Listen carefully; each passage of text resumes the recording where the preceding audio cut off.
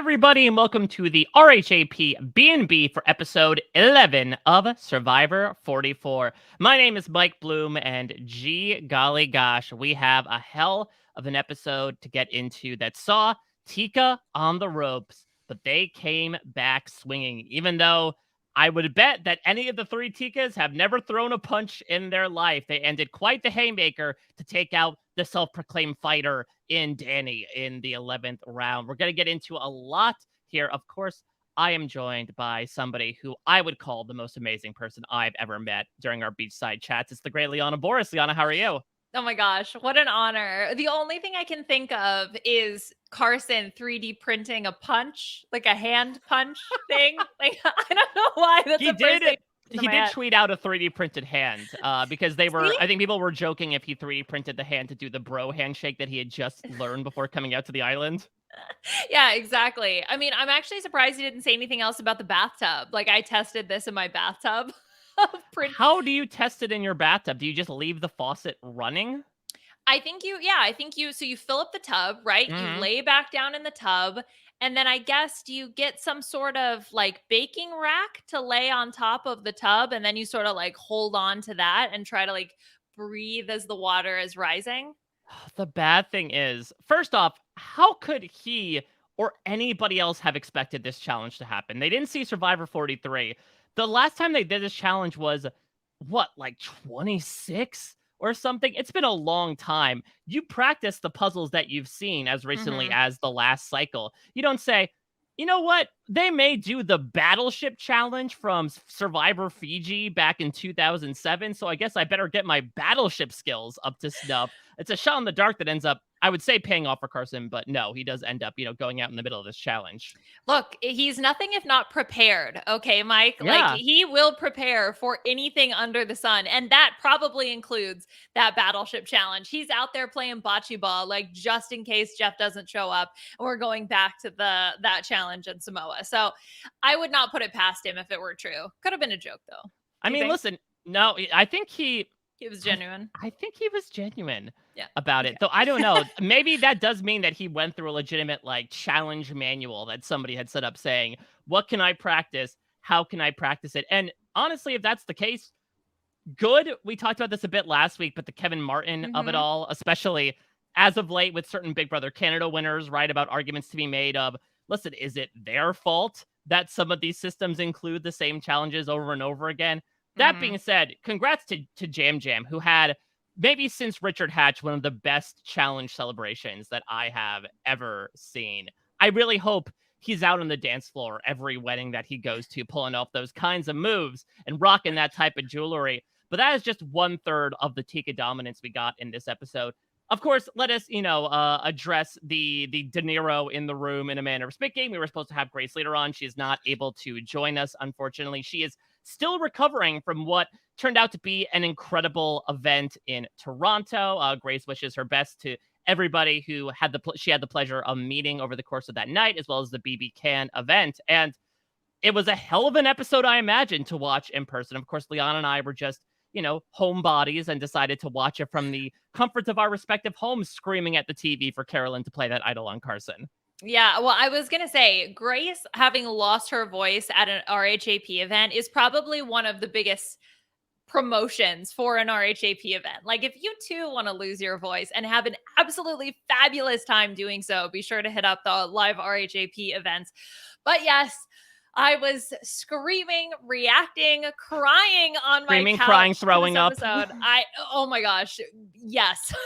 I was right there with all of the contestants here in this episode because it was just, oh my gosh, the panic of like because we've been thinking about the Tika 3, and it's like, oh my gosh, these guys feel so invincible. And so to start to have that fall apart, then not fall apart with Carolyn coming back, saving the day, but then actually maybe Carson saved the day because he's the one who actually flipped the votes, but then Carolyn plays her idol. Like, so much happened in this episode.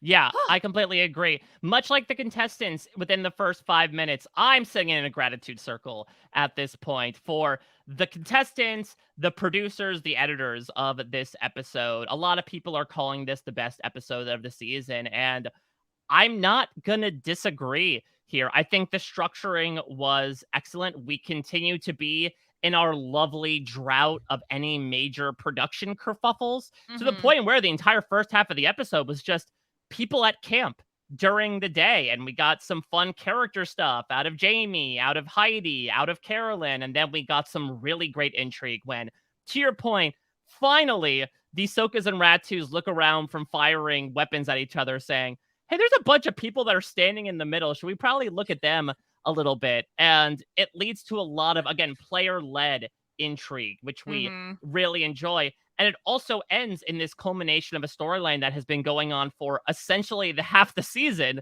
of the one-sided rivalry between Carolyn and Danny, and how, Mhm. despite the fact that Danny is pushing against Carolyn's alliance the most he has been this entire game, she is finally able to land that punch on him to take him out and, make the game that much lighter for her. It was a really interesting way to send Danny off as well, because I think he kind of goes out the way he plays and wants to play in this like hyper aggressive, putting names out there, joining up with whoever he wants to as long as they're voting his way. He's willing to trust them.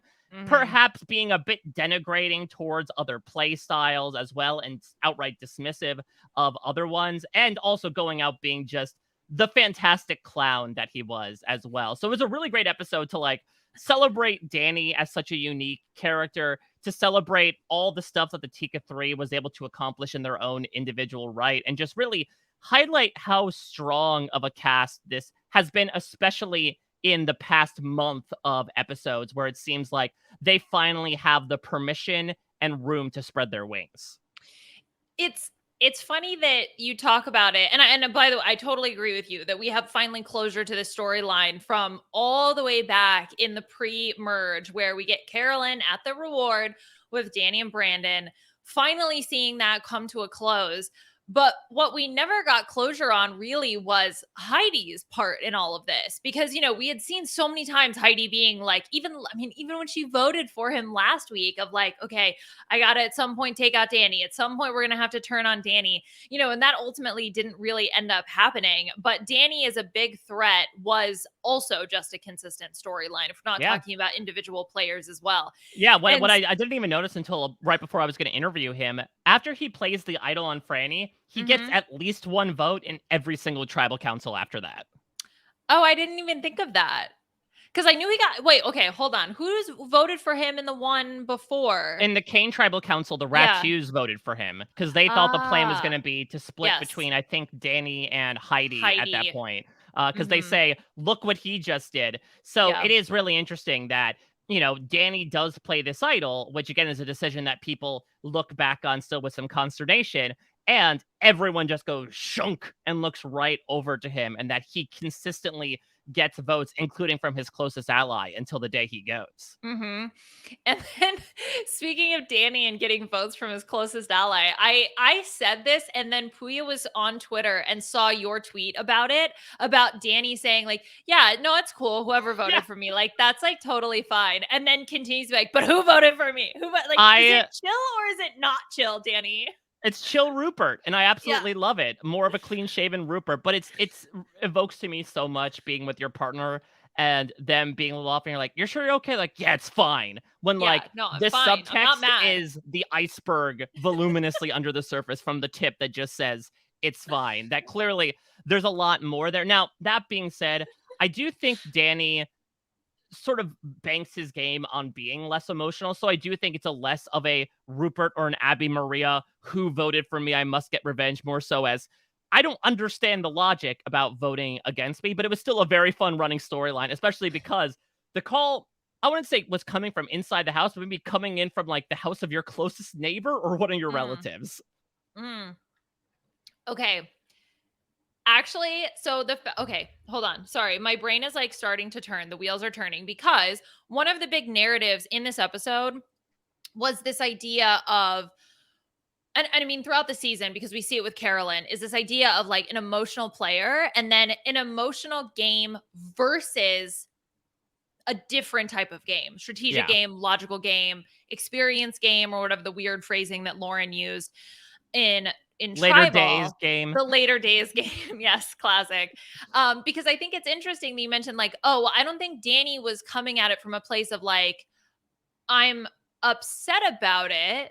Yeah. But I do think that like, if you truly have no emotion associated with getting a vote, I don't think he would react with what at least some of the elements that we saw. Now, we didn't see all of it. We just saw pieces. But like even when he was sort of interrogating like Heidi about, so we're going to get on the same page next time. That's not the way you go about it if you genuinely don't care. Like if you genuinely don't have emotion associated with it, I feel like your approach would just be like, all right, well, let's just figure it out. So then that way, I don't know. I guess I didn't get a lack of emotion when it came to his response to trying to figure out who the vote is. And because I guess my overall thesis statement on this is that I think that Carolyn's 100% correct. I think that actually there's no separation really between the two. I think your emotions and your logic inform one another, but we can get to more details about that later. I think there's a difference between lack of emotion and like apathy or lack of affect. Perhaps like I think you cannot care about emotion and like say something flippantly or angrily or rudely to somebody. And I think that is kind of like the way that Danny composed himself to a certain extent of like, I will be blunt and I will be honest because I know I can charm people, and also like I don't necessarily care that much about how people respond. It's just a disagreement of ideals, which I think really was highlighted again at that tribal council, as well as like what I really enjoy about Danny is that he was able to kind of make tribal councils at least a little bit interesting in the way he openly disagreed with people. I mean, we saw it in this episode, even during the Kane boot episode, right? When Kane is talking about wanting to sit out the challenge, and Danny just says, no, I disagree. In a setting where players have gotten to the point of playing not even 4D chess, like 5D chess of, okay, what's the non-answer on top of the non-answer that we need to break down, where they are so cognizant of the fact that everyone is picking apart everything you say. You got to appreciate for entertainment's perspective, the guy that just comes in there with the big wrecking ball to be like, nah, I'm just going to be true to myself. I think being true to himself in this way is a different version of Carolyn being true to herself. And I love that point that you brought up because I think it's the entire onus of playing Survivor is dealing with people who have different ways of looking at how the game should be played correctly or personally, etc. The difficult part comes then in the end when you essentially have to convince those types of people, right? Hey, the way that I'm playing is actually a reason why you should vote for me. And I really go back and forth in this episode because Carolyn is not even star, not even a constellation. She's an entire goddamn galaxy of a character. And maybe this is all building towards like a Marianne on steroids ending where she's like, you all laughed at me. Jeff, made a joke in my expense. You all doubted the thinking that I was having, saying I was too emotional, not experienced enough. But look what I was able to do. Look how I was able to make it to the end. But I think it's going to be tough. I think it's going to be tougher than the fans want it to be, just because hearing a person who just gets sent to the jury really putting forward this idea of, well, agree to disagree. We view the game in two different ways. I think it's very hard to change someone's worldview that much about what, quote, makes a good Survivor player. Oh, 100%. I think Carolyn has this huge uphill battle ahead of her.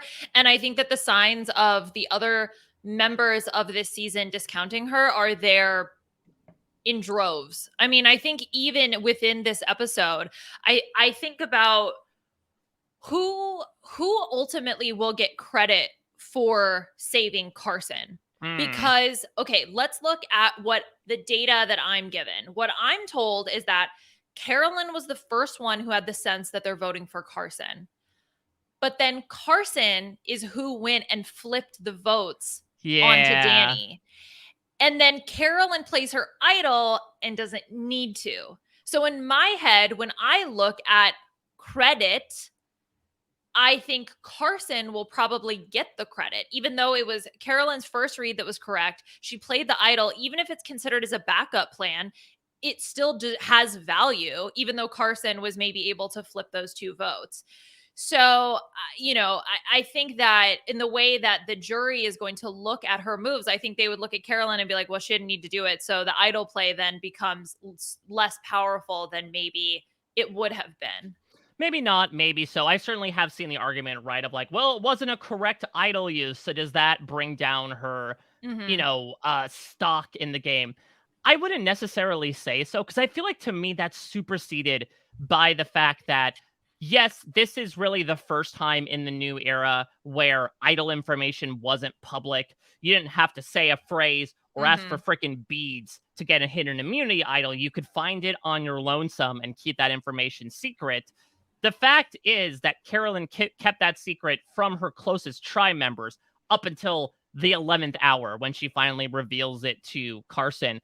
I think that does earn at least some respectability and does lend credence to a thesis that I would imagine she would put forward on a day Mm-hmm. 26, which is, you all thought I was some clown who was bowling and burning her pants, but I only burned my pants because this idol was burning a hole in my pocket the entire time. And I Mm-hmm. think that's definitely something she could use as a feather or lobster tail in her cap.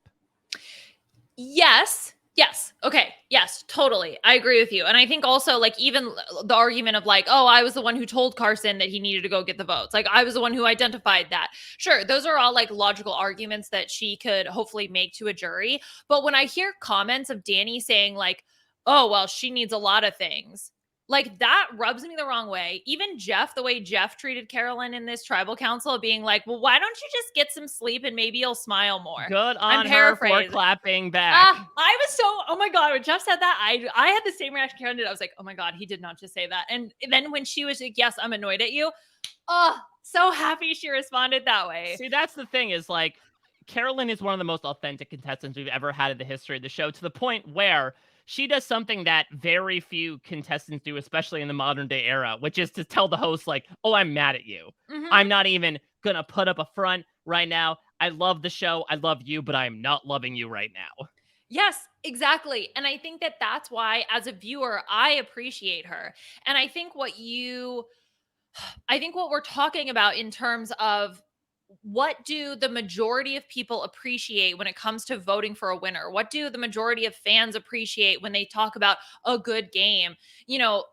We talk a lot about like, I don't want to say a lack of emotion necessarily, but it is sort of in the way that you're talking about it, where, you can not be emotionless or not be apathetic, have some emotion, but not be like emotional, I Yeah. guess, in Not the care about the traditional way you're sense. emoting, I think, as opposed to like being a Yes. complete robot. It's more so being a normal person, but not necessarily putting the way that you're delivering things at like the forefront of your thinking.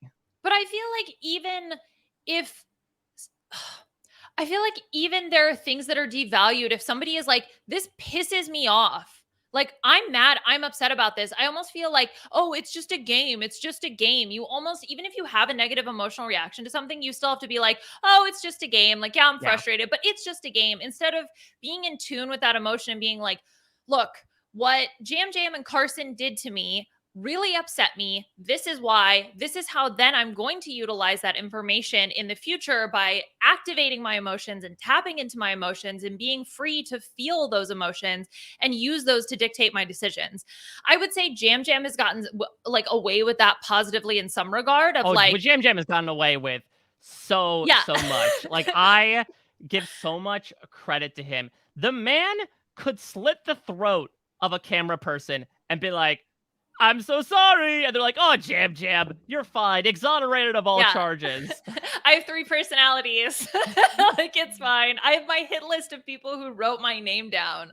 But yeah, I think maybe it is what you're saying about maybe he just, because he doesn't emote as much, that's the reason why he can kind of get away with having very emotional based strategy, but he doesn't come across as emotional in the same way that Carolyn does. Yeah, I definitely agree with that. And it's incredibly tough because all Carolyn is saying is like, I can't play as anybody else but me, which to Right. me is a core facet of Survivor. You can have all the plans and manifestos written out, but when you are stripped down, sometimes quite literally, of so many creature comforts and your brain is just eating itself after 2 weeks of not eating food, you're just going to default down to your base behaviors. And I give so much kudos to someone like Carolyn for recognizing that. The issue is if the authenticness of the other jury members or, possible people that'll be sitting in there at the end, does it then depend on them to be like, I appreciate that you're authentic, but are you authentic in a way that I'd like? That's what it Yes. comes down to for me. Yeah. And it sucks because that's something you can't control. Mhm. Everyone, and I'll include myself in that. Like, people have personalities that may not be everyone's cup of tea. Lord knows I've read enough comments to know that I certainly am Mhm. not. And it sucks. And in general, you're able to kind of shrug it away and be like, you can't make everybody happy. It's a lot tougher to do when there's $1 million on the line. And I think not to stay too much on the emotional side of things, but like this is what really hit me in this episode was because as someone else who like I personally what I see valued in the community in terms of like what makes a good game is this lack of emotion. And what I thought I had to do as being part of what I'm an engineer. I'm a scientist. I felt like, oh, like lack of emotion. You're not supposed to feel emotion. That's something that is like, it's weak. It's beneath me. And I spent so many years just burying that deep down and not being willing to face those emotions because it felt like something that was incompatible with who I wanted to be. When in reality, that's not true at all whatsoever. You can have a lot of emotion and be a good survivor player. You can Yeah. have a lot of emotion and be logical. And those two things, emotion and logic, are not diametrically opposed. And so I'm just happy that this conversation is coming up because I look at tribal council and I know Lauren, I think actually did a good job here because I wrote down what like Carolyn had sort of like clapped back against Lauren saying, some are more experienced and some rely on emotion. We all see it differently. And Carolyn clapped back on that. And Lauren thankfully said, like, oh, well, may have used the wrong terminology. Yeah. That's not what I intended. So I did appreciate that. Glad you did the notes app in person. Same.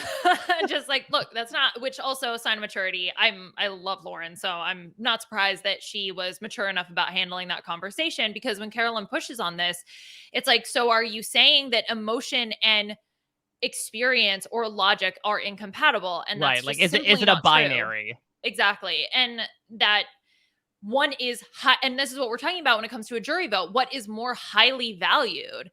And emotion is just something that people don't see as like in any way a good thing, it seems. And that like frustrates me.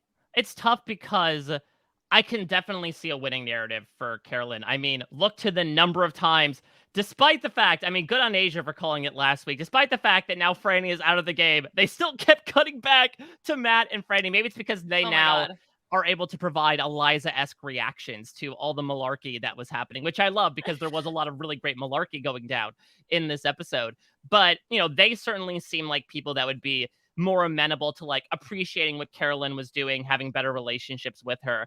The Mm-hmm. tough thing will be if and when she gets to the end with Tika. Mm-hmm. Because even if you look at this move to a point that you made, what I adore about this episode is that, allow me to be a bit hyperbolic here, the Tika trio just displayed why they are one of perhaps not only the most fun and rootable, but also one of the best groups in Survivor history with what they were able to pull off. They had the numbers against them. There were 4 people at the beginning of this episode who said, okay, we need to get rid of one of them. Okay, one of them, it wins immunity. That's fine. We'll vote for one of the other 2. If there's idols Mm-hmm. involved, then we'll vote for the other one.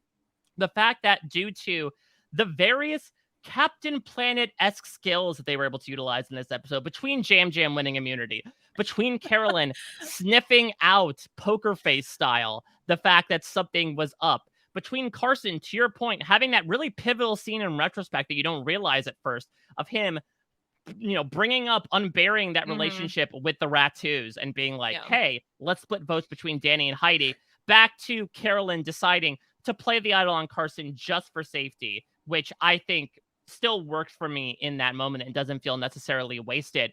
it showcased that this was such a group effort to survive that becomes a bit more difficult when things become strictly individual on day 26, right? And now it seems like at least 2 Tikas will sit in the end. If someone like Carolyn is one of them and she puts forward this as like, oh, this is something that I did. In fact, I would say if Jam Jam as well puts forward this, like, oh, well, I saved Carson. It's really tough because any other Tika that's sitting there or on the jury can easily raise their hand and say, well, no, I actually helped with this as well. That's what's so great about Survivor is that even in the post version, it is still a cooperative effort. You are trying to look for people, no matter how stray the electrons may be, to try to bind to this molecular force. But at the same time, you know, if that molecule makes it to a final tribal council, it's difficult to be like, well, this electron did this job and this electron did this other job, because people are just looking at them as a general piece of science. Well, and then you can have that backfire too if you try to claim something that's yours that was a team effort, right? I mean, we saw this happen with Cassidy last season, where when you try to claim a move, oh, what did I do? What did I do? Well, it's not about you. It was about us. Like, we're the ones who did this, you know, all together. I just couldn't envision a Tika sabotaging another Tika on the jury, but you know, you never know. And I think if Jam Jam is on that jury, he is 100%. No. To be like, Carolyn, you know it wasn't you, babe.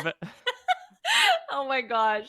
Yeah, but did you see in the next time on when he contemplates voting her out, which by the way, I'm going to be so mad at Jam Jam if that happens, but he's like welling up. Oh. Yeah, no, he loves her despite the fact that they bicker. I think he almost loves her because of the fact that they bicker.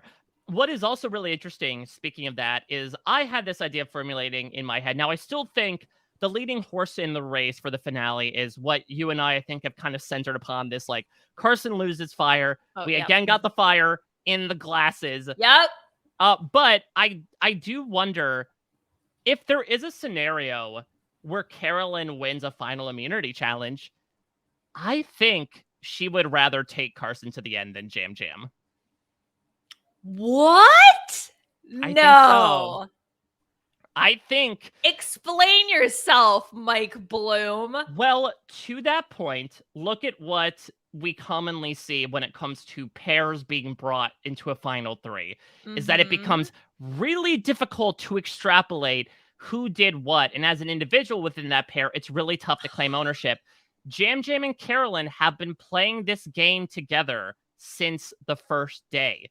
Carson has had some time away. I could see a world where she says, A, this guy is way too likable. Let's remember that if the Sokas and Ratus had their way and Jam Jam lost immunity, he was going to be the first vote, not Carson. This was really interesting to me, that this felt like the first time this season that truly people were talking about, okay, Jam Jam is a threat for the end. When he was getting targeted in the beginning of the merge, it was more so the like, well, he doesn't really have anybody, so we're not going to piss anybody off by getting rid of him, except for maybe a Carolyn. Here, it feels like the tune changed a bit. I feel like Carolyn could see his affability and ability to just charm himself and say that is going to be very dangerous on day 26, where he's just going to be able to make the jury laugh the way they did the previous 25 days. And on top of that, okay, now I can at least move forward with a narrative that wouldn't be the same as the person sitting next to me of surviving on this Tika tribe that got culled down. And I feel like her chances would be better. Now, look, I'm not saying that, and I would love for Carolyn to like win a challenge just because I would love to see the celebration and exultations and sounds coming out of her mouth. But should there ever be a scenario where she does win it at this point, and especially seeing the bond she has with Carson, which feels so latent to me, but so important in the edit, I would wonder if she would want to take Carson over Jam Jam. Man, that's so interesting, because when I hear her talk about the other Tika members and she talks about them, I mean, yes, she had the one confessional that was like, I trust, you know, Jam Jam 90 whatever percent, but Carson I trust 99%, right? We've been referencing that. But even within this own episode, it was like, I just loved you. We get another confessional when she's swimming out in the ocean about how much she loved Jam Jam, and Jam Jam brought her the little like claw thingy. And there's just, I just feel so much appreciation. And even when Jam Jam was but it was between him and Matt Blankenship when they did the weird like merge, not merge, split, whatever. you know, she was like so torn up about the fact. And obviously we didn't have Carson there to like compare, but just when I look at some of her confessionals and I hear the way that she's speaking about Jam Jam, it's just like I never would have considered the possibility that she would have to cut him, but I do think she's cutthroat enough to do it. So I wouldn't rule it out. It just kind of jarred my bones when you said that. Yeah, I mean, would you rather think that she'd cut Carson there? Just because, to your point, those confessionals are great, but I cannot shake their little beachside chats and like Mm-hmm. the way that the two of them are regarding each other at tribal council as well. Mm-hmm. Right. That's definitely a possibility. The one thing that she doesn't know, right? Because I love the fact that you brought up Jam Jam was the first one to be targeted, but be targeted genuinely because of his social ability. And Carson was the runner up in this situation because if I were playing, I mean, yes, I guess I would see that Jam Jam has a good social game, but you see Carson, it feels like have so many more bonds, right? Or like those deeper relationships. You know, he was the one that knew first about the split plan that with the idol, right? Mm-hmm. You know, he was the one that was going to vote with Danny. He had a really good relationship with Kane. Now that some of those people are gone, though, you know, just Jam Jam really slide up into that top slot. And also then that makes the jury, if the jury is voting and the consensus is Jam Jam's target number 1 because he's a threat, Carson's target number 2 because he's a second threat, then you're Carolyn, you're sitting there in third being like, okay, well, I can't win against these two because clearly they think of them as bigger threats than me. Once again, you are Felicia. Ugh. Also, I I'm thought I Felicia. did think for a second you said top slut, and I was like, okay, that's a very interesting call on Jam Jam. Yes. Jam Jam slid into the top slut. Everyone wants to be the top slut. Unless you're a bottom. Well, yeah, listen, and all the power to them. The other thing that we had to talk about, I guess, are the Power two. bottom to them. Yeah, well, let's talk about the two people that are perhaps power bottoms in their own right moving Yeah. into the final 6 here, because let's do our own puzzling through. Let's try to 3D print our own possibilities of what happened with Jamie and Lauren Oh, here. what happened with Jamie? Yeah, okay, this is so fascinating because I thought for sure there's no way they're gonna vote with Tika. Like, Right. When the idol got played, I thought, okay, this is going to be a super simple 4-3 yes. split. All 4 votes get nullified, and then Danny goes home. Or I thought it might have been a 4-2-1 where Tika had split their votes 2-1 just in case there were Well, 2 idols played. Carolyn did for a hot She second. almost did. I actually thought that was like, that's a good move. Vote for Lauren. Like, Yeah. Anyway, yeah, I was genuinely shocked when Jamie and Lauren voted with them. I just thought there was no way because then if you're them, what do you see as your plan? Do they think that they can court one of them? Like they have, okay, we've got Heidi, like let's pull in Heidi. We have the 3 of us, and then you need one more. But like otherwise, Heidi just goes with Tika, and then those 4 ride to the end. Let me put myself in the Okay. mind of the French vanilla fantasy that is Yes. Jamie, Lynn Ruiz, and Lauren as well. So I see a couple of pieces of logic that they would use. Okay. They're both short term to me, relatively. One is, and we see this scene at the water well, is the appeal of Danny is greater to them than the appeal of voting out Carson. Like they legitimately say in that scene, oh, we're split 50-50. That Carson's a beast in puzzles, but Danny keeps coming second in every single challenge that we end up doing, and he's bound to win a couple here. And so I do think for them, I would imagine part of them, and they do vote for Heidi, so it's less so them voting against Danny and more so them going along with the plan to vote out Danny, would be that maybe they don't want to work with him after all. Either they don't trust him because let's remember, but a week ago in in-game time, he played the idol to send Brandon home and screw some of their friends out of the game. And I don't know if they feel like they can trust him as far as they can throw him. On the other hand, I would imagine what their logic is looking ahead to the final 6. I think they feel they can sway Carolyn, maybe Carson, if they feel that relationship is good enough, like feeling that these 3 Tikas are a solid alliance, but as we just talked about 5 minutes ago, do they all want to sit with each other at the end? Like now they all have to realize that they're each other's greatest threats. So they're going to start wanting to take each other out. And then that's going to leave us as the middle person. I Mm. think what's tough about that is I feel like Heidi's stock has skyrocketed in being brought along now as this one singular individual.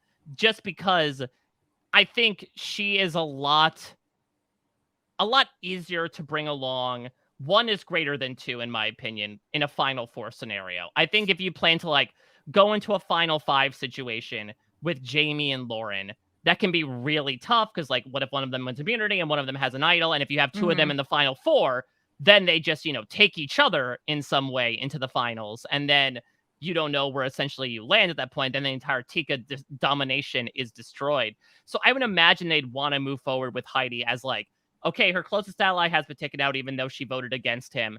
And that's someone that they can easily bring along with them to perhaps make it a solid Final Four. So that's my thinking as to like what the Rat2s were believing in that moment. Information could come out a couple weeks from now that they were believing in something completely different. Those are like the scraps Mhm. I am trying to ascribe to what they were writing down and why they decided ultimately, despite the fact knowing that so many people, including the Tika, said this was such a pivotal vote for Tika to move forward as a trio, for them to say, no, we're good. And another thing too that we may not have seen, and this is completely on a fan fiction, but I could potentially see it happen, is, in Carson in that conversation with them when he's trying to flip their votes, he goes, look, I understand that the three of us look like we're all together, but I know that Jam Jam is a huge target and I would be totally fine with voting him out, right? And that is like enough to work with, right? Where Danny, you don't trust. Carson, you trust enough, and he's willing to take out the other person that's a big threat. Like, to me, that would be an easy enough pitch to go along with someone, even though on paper it's like, well, duh, it's a 3-2-2. Like, you this is your last chance. You only have one opportunity, one shot. And so that there is enough there, I think, to understand that decision. The Heidi question is so interesting because, Heidi's been so fascinating to watch. She Oh, came yeah. into the merge and it was like the woman we never saw. And then all of a sudden she starts like popping up everywhere. She's got an idol. She's like maybe turning on her ally, having to lie a bunch in this episode, to throw things off her when Danny's questioning her about the vote. And now she's like the lone Soka standing. Yeah. And I do agree. I think her stock has never been higher, at least in terms of having her as a piece. Like, who's Yeah, really going to vote her out? yeah, I think getting brought to the end, I think we could probably, I might go so far as to say, like, we could see Heidi in the final three.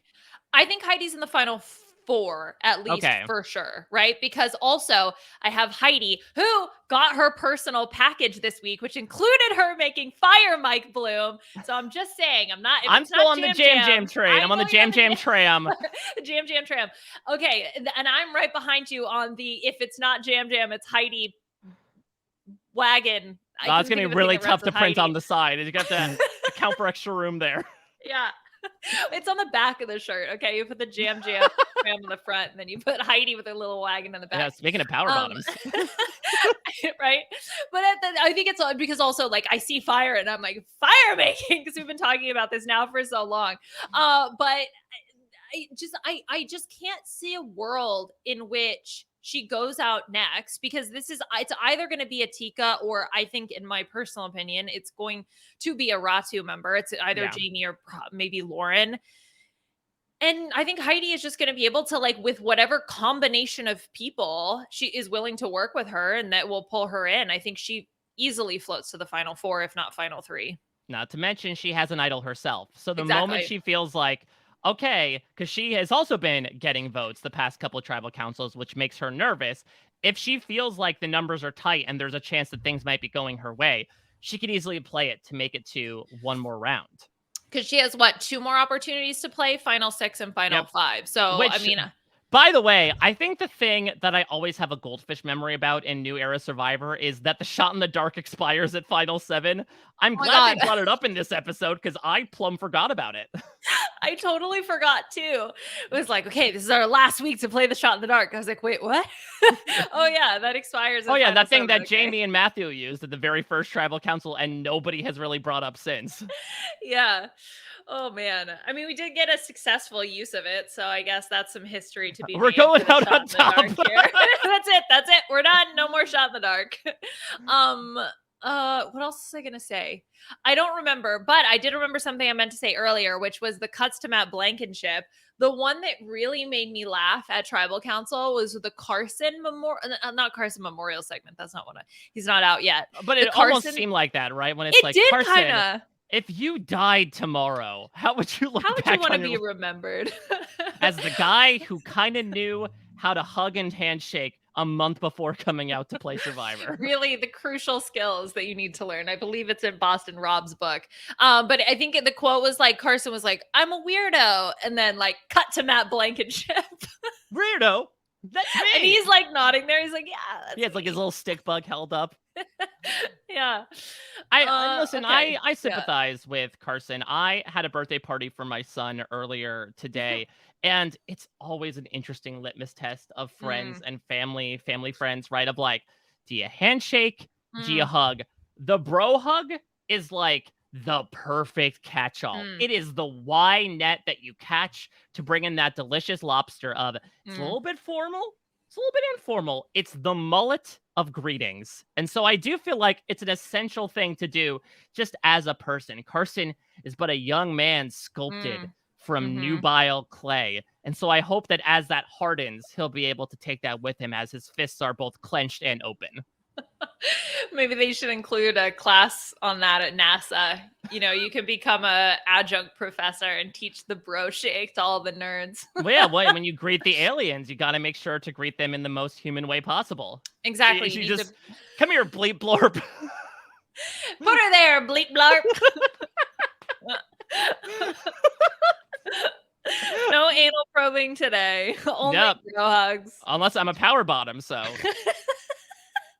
I don't think they teach that at NASA. That's what they put on your name tag, right? Like sub dom, or are you verse? Yes. Yeah, right. Exactly. I mean, look, it's a faster way to meet people and get to know them. I think it's important. And then they swipe left and swipe right on your vessel. They take a look Yeah, at like is your that, profile. They're like, I don't know. do you think the aliens have dating apps? Oh, 100%.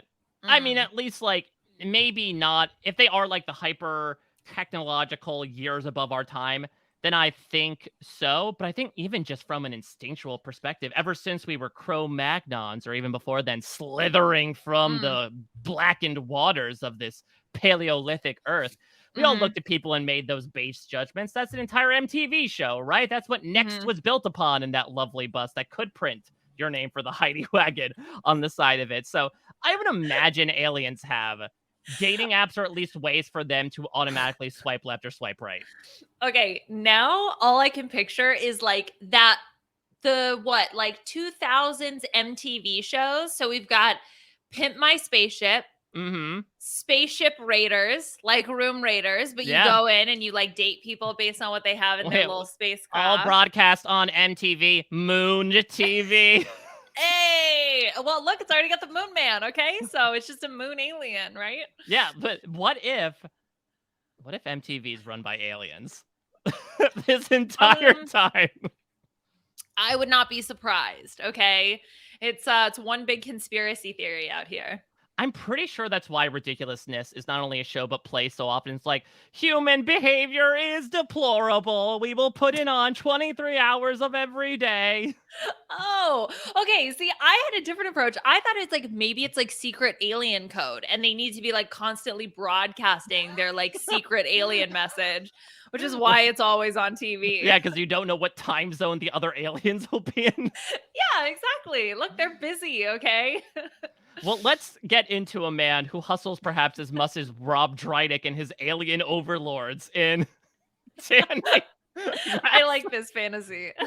Danny Massa. So Mm, Danny was obviously a big personality. Once again, I keep saying this week after week in the preseason, and had such an interesting game. I think we talked about this either last week or the week before, Liana, right? mhm. That I think you and I both said Danny did so many fun things, but I feel like the dominance he had in the pre-merge compares interestingly to like everything that happened in the post-merge, ironically enough, after he had the most power in the game with playing the idol on Franny. So to watch it all play out, and I think especially to really, as we talked about before, get his philosophy on the game in the past couple of weeks, I really appreciated, and I loved him as a character as well, because he is this giant goofball. He is somebody who farts and ripped one in the middle of a challenge just because. He's someone who I think came in with a lot of things to cross off that bucket list, and not in like a, I'm a Survivor fan, check, check, check.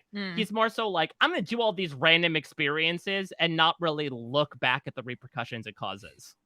Yeah, I mean, Danny really, it felt like he was just gonna bulldoze his way through, like, whatever came in his path. I mean, and think about all the things he could get to check off the bucket list, like finding the idol, hiding an idol, leading someone to the fake idol, right? Like, all of that is super And then fun. Matthew's like, me too, on all those, please. Yeah, he got to play the real idol successfully on Yeah. someone, right? I mean, that's a big deal. I mean, I guess you could count farting at an immunity challenge on the bucket list. I don't know if you would really include that there. Some people, listen, they have a lot of quirks of what they want to do out there on the island. I know some people like to take aqua dumps, so for Danny, it was just, let's make it more gaseous and in the heat of the moment. He's like, he was learning about the states of matter, and he was like, math? Solid? No. Gaseous? Yes. Jeff, I'm pushing out some real plasma here. Yeah, well, he's an alien, right? Is he part of the MTV Rob Deirdre crew? I don't know. Well, the Viacom merger did happen. Oh my gosh, yes. And because it's like the challenge, CBS challenge, it's all aligning. The stars are aligning.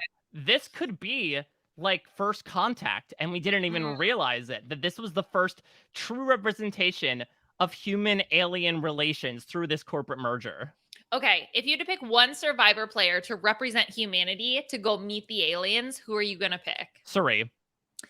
Yeah. No, well, Suri, if like, I want the planet to not get blown up. Oh, okay. Is there like part of you that is like, yeah, I'm over this? And there's someone who's like, we had a good run. Let's send Johnny Fairplay out there and just see what happens. Just like throws an alien over his shoulder like Danny Bonaducci did to him. Yeah. Oh gosh, that would be so chaotic. I would love to bring Coach out there. Coach would be a good one. Greetings, Zangar. They call me the Dragon Slayer. He would be out there telling stories about how when he flew to Mars, things like that. You know, it's the version of him, but the Amazon, but flipped. You talk about anal probing. Remember, let me tell you a story about some pygmies who tried to eat my ass out. Yeah. Boy, do I have a story for you. I have a poem. And they would definitely drop him back off and say, no thanks, swipe right, we're done. Yeah, if we want the aliens to avoid us. That's actually a very good point. Yeah, let's not send someone, or send someone like they'll solely kidnap and go away with, too. That could be also like the most appealing person for them to just solely focus on and take away and not have to worry about the rest of the planet. Yeah. I don't know who that would be, though. Oh, that would be like a robbed G.Otis, right? That they would be like obsessed with enough that then they would like, just yes, we have found Mother. She is Mother. She is mothering. I cannot even right now. I'm meeting Mother. Slay Queen.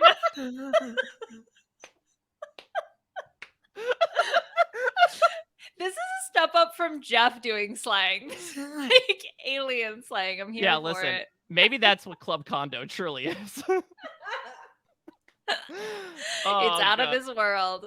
Well, let's get into Danny. How out of this world did you think he was going to do Liana in the preseason? Yes. So I said that Danny would make the jury. Okay. I said that Danny is like a kid in the candy store with the twists of the new era. He goes hunting for idols, goes to Sackrock Island, and the first chance he gets when Jeff announces a twist, he's got a gleeful look on his face. I said in the pre-jury, his chaotic energy is dismissed due to his strength and challenges. However, as soon as the jury hits, he's target number one. He survives a few weeks due to his individual challenge wins before being voted out. And I said that he would have his own mental toughness moment, a la Christian taking down Alec, because he really liked that moment in the Oh, right. He said that was preseason. one of his favorite moments. So, Yeah. like, that he would outlast somebody in an immunity challenge and, like, take down. That's tough, though, because, like, he himself is Goliath. Yeah, I know. I don't know. Like, he would be the Alec in the situation. Like, Matt Blankenship, I guess, is the Christian. I mean, here. maybe in, like, a puzzle situation where it's him up against Hmm. Carson, maybe that's more of a David versus Goliath scenario. How do you mental toughness your way? Like, I because mean, I it's feel literal mental toughness, right? no. I mean, yes, I understand that, but like, is he gonna like try to psych Carson out? Like, is that the mental toughness part? Because the whole thing with Christian was like he just like out talked Alec almost Yeah. on the like poll at the thing. I'm not So sure. Maybe it's a thing where if you have to remember numbers or something, he just starts saying random strings of numbers. right, to like throw him off or something like that. That could be the case. Well, I said that his ally was the spirit of Ben Driebergen. Church it up, which now all I can think of is an alien being like, you send Ben Driebergen, and they're like, church it up. His enemies, plural, were Matt Oh. Blankenship, Brandon, Carson, and Lauren. Wow. I mean, listen, you weren't too far off. I mean, Matt, he gave a fake idol to. Mm-hmm. Brandon, he idled out of the game. Mm-hmm. Kane was there. Carson Yeah. is somebody who he tried to get out. Vote out. And Lauren was also there. And well, no, Lauren, they did try to get each other out of a certain point. He's like, let's work together. So, like, for a good portion of the time, she was his enemy. Okay, see? There we go. Yeah. I mean, listen, I was going to leave this up to the listeners to decide between us who was the more right, but I think, even without reading mine, I think you are more on the money. So I had Danny making the finale. I had him, I think, like my 5th placer of the season. Yeah. Mm-hmm. I said that he'll be the cheerleader of Sokka, leading them in breathing exercises before every challenge. Okay, yeah. He lives up to his pregame promise of just taking things as they come, which has him surprised by the first vote he experiences. Because he is so unassuming, he gets taken along by the main post-merge alliance, being brought in as the pivotal vote on a couple of blindsides. Fearing he could be excellent at fire and seeing the makeup of the jury, he gets voted out in 5th. His closest ally was Matt, then the athletic men. His enemy was Claire, and the randomly generated alien phrase for Danny was, "Nothing is as cautiously cuddly as a pet porcupine." Oh, that's cute. I like that. Cautiously good Cuddly quote. sounds like the name of a ska band. Yes, we're gonna go see Cautiously Cuddly tonight. I mean, it's one of those true statements that I think also, it actually kind of pseudo applies to Danny's game, right? Of like, he has that lovable kind of puppy-like energy about him, but he can also be dangerous in what he's able to do with a little bit of hustle. Mm-hmm. Yeah, definitely. And I think he's someone also that I was like, frankly, I was a little surprised in that one episode where he was like, if you sit out of a challenge, you're garbage. Like, you're like not, I'm paraphrasing here. But it was just like this energy of just like, we're here to compete. Like, you can't not compete. I was like, you're just chill, like kid in a candy store Danny. Like, what are you doing being all serious about this? Like, just chill, bro. But I think that evokes, again, that attitude of, do everything that you can out on the island. That's the thing that he kept going forward to Jeff, right? Like, look at the Parvs, the Robs, look at the fact that they were not only good, they were great. And great Survivor players don't sit back. They're always leaning forward. They have horrible sciatica. They're leaning forward so much. Their posture is effed, but their games aren't. And while I disagree with that notion, I think that him bringing forward that attitude does make sense to me, of him being like, why would you ever sit out a challenge? That means you're not trying to participate and try to get every bang for your buck on this meal. Yeah, but it's one thing to be like, that's not how I'm going to play the game. But by all means, you play the game that way. But it didn't feel like that was the case. It was like, no, and you guys can't sit out either. It was like, do we really want to be the season where we sit out for rice? Like, no, we don't want to be those people, you know? Like, that's what it felt like he was preaching. Yeah, so and that's something bad about the previous 3 seasons, that like, were they so wuss-like weak that they had to sit out for rice? Do you realize how much you could survive by eating air? Yeah, just breathe a lot like me. It fills you right up. I skipped lunch, so I breathe twice the amount. Yeah, they're breatharian. That's how they survive. It's part of the alien thing too, The I'm Father, sure. the Son, and the Holy Air. Men. Oh man. Yeah, Danny, I mean, look, I would say that this has been a season of characters, right? Yeah. We especially with Carolyn and Jam Jam, it feels like sort of leading the punch, but even with Jamie and Franny and Matt Blankenship and Kane, and I mean, just so many people that really just popped off the screen, and that doesn't even include a lot of the pre-jury people who were also very big characters. And I feel like Danny on any other season is like one of the, if not the main, character in terms of the cast. And so to have him go, I think it is going to leave a hole, but I think it's like, I'm happy that now we can kind of move on almost, because there was so much wrapped into like, Danny's a big threat. We don't trust Danny, blah, blah, blah. Danny. Okay, great. Danny's gone now. Let's focus on something new. Well, it's also similar to me of last week's narrative too, of like, okay, Hmm. there was so much about Franny between winning Mm-hmm. challenges and the mat, and Franny's a big Totally. threat. Now she's gone, and it turned the game in a really interesting way where now people are saying, okay, the universal number one threat is gone. Hey, these Tikas look pretty appetizing all of a sudden. It was like a she's all that of, oh my God. If you put her Wow. hair down, she really is someone I want to vote out. Yeah, take off her glasses, straighten her hair. She's, wow, so attractive. Wow, so votable. So Mm. I do think that that's going to leave an interesting hole. Now, what's interesting is, as we mentioned before, it's a bit of a deeper hole for Heidi, Lauren, and Jamie, who are going to Mhm. assumingly work together, unless someone like Heidi's like, anybody but me, to quote a fellow Puerto Rican, like Yeah. let me just jump in board with the Ticas at this point. Better with them than against them. But I mean, that has also been the purveying attitude of, again, as we talked about, new era Survivor, and always makes this stretch of like 8 to 5 one of my favorites, because it seems like inevitably between the casting and just the way the game operates in this day and age, you're bound to get a murderer's row of really fun character boots. Mhm. Oh, for sure. And I think we have what? 2 yeah, what, 2 more episodes? No, 1 Yeah. more episode and then the finale. Is that it? Yeah, which is 2 more episodes, as you said. Oh my god. Oh my gosh. Okay, yeah, my brain is like blown by that. Oh yeah, it always sneaks up on me because, we always have 5 or 6 people whatever going into the finale. So, I think it's going to be a fight to the finish. I'm so interested to see how the season ends because oh, wow. It's been Yeah. wild. Well, especially, I know we have been, again, on our own. I guess this wouldn't be a train. I'll say maybe a ship, because I'm Mhm. imagining Cole being shovered into the fire that will take out Carson. Of like, Carson will be out at 4. If it's an all Tika final 3, that would just be wild and so interesting. Of okay, the narrative has been, as you talked about, I think the prevailing narrative throughout has been like this Tika underdog squad, both in going to tribal council the Mhm. most amount of times in the pre-merge, and like them working their way back from this deficit throughout the Mhm. post-merge.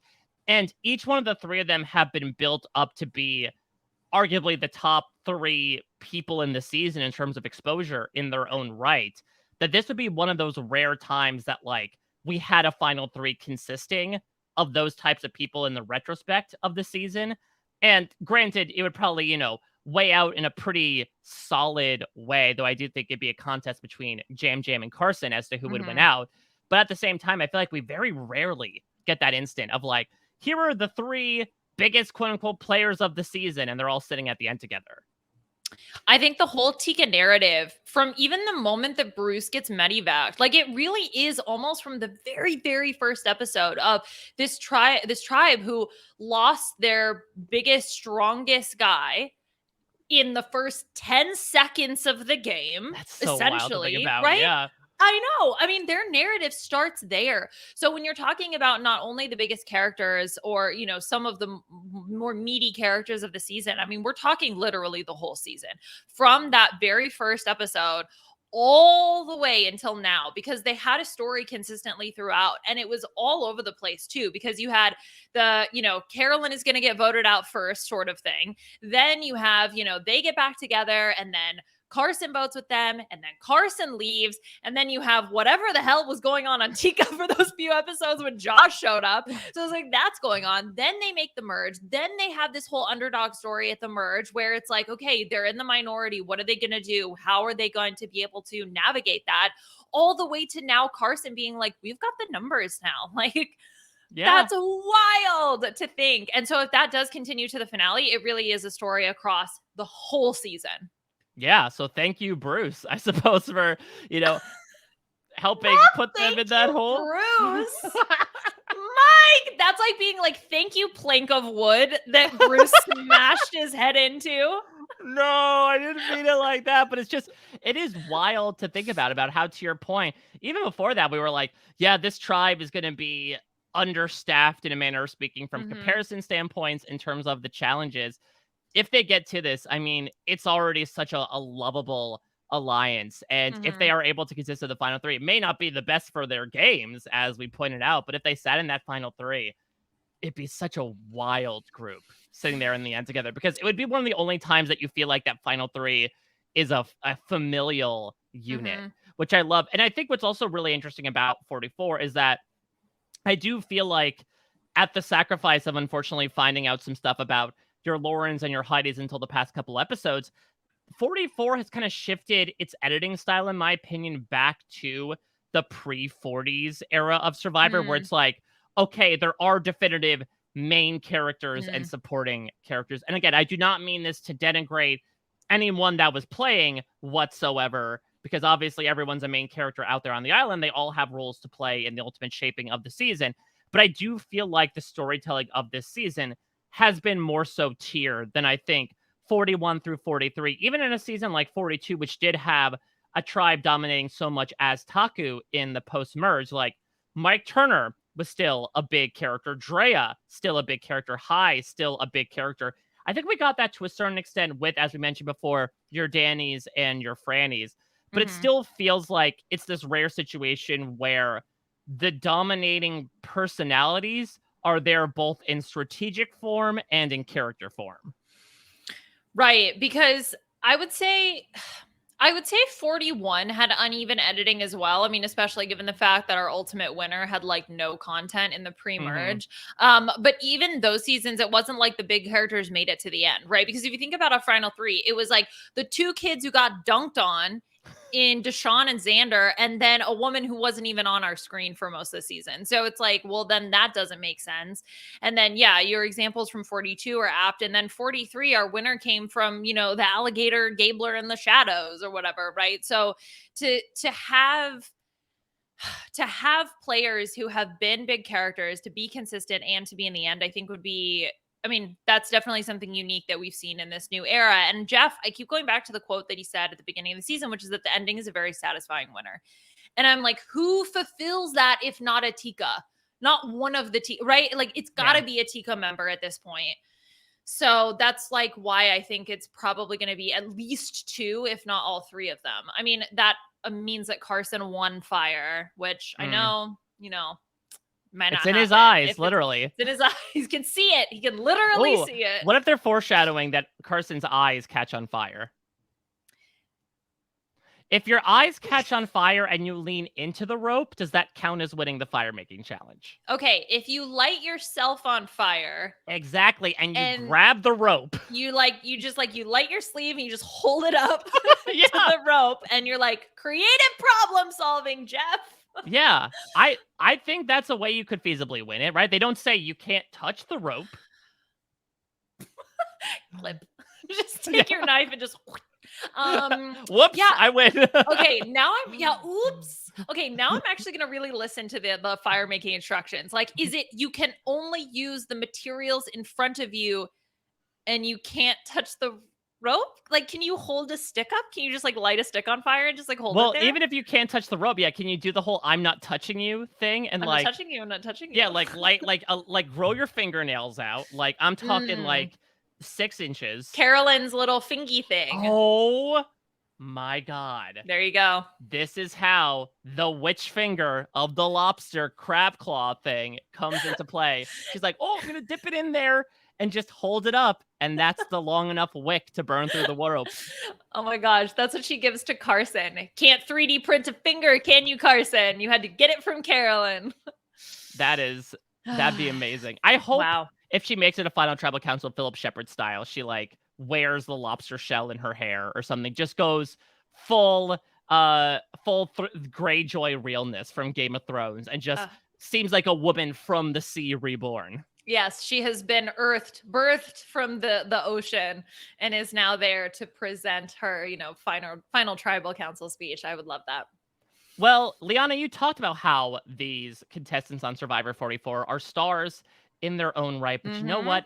We looked at the way Danny left the game, in particular, who he was acting like when he left the game. And I thought, stars, they're just like us. But more importantly, are they like Survivor players? So I put out a form this week to the lovely listeners of the B&B for requests of Survivor celebrity doppelgangers. So how this is going to work is that I'm going to give you a Survivor contestant. I'm going to give you 5 names of celebrities. Oh, gosh. 4 of them were actually written in as suggestible comparisons by at least one B&B listener on this form. 1 I have made up. Oh, boy. Not the celebrity, the comparison. And okay, so like it's, Flash Talk McGee, and he's here to... I don't know. How dare you desecrate the legacy of Flash Talk McGee, world-class motorbike enthusiast. Not even a writer, just enthusiast. Like, it's just a collector. Well, I really love it. When the motor goes no, old Flash Talk gets a feeling deep down.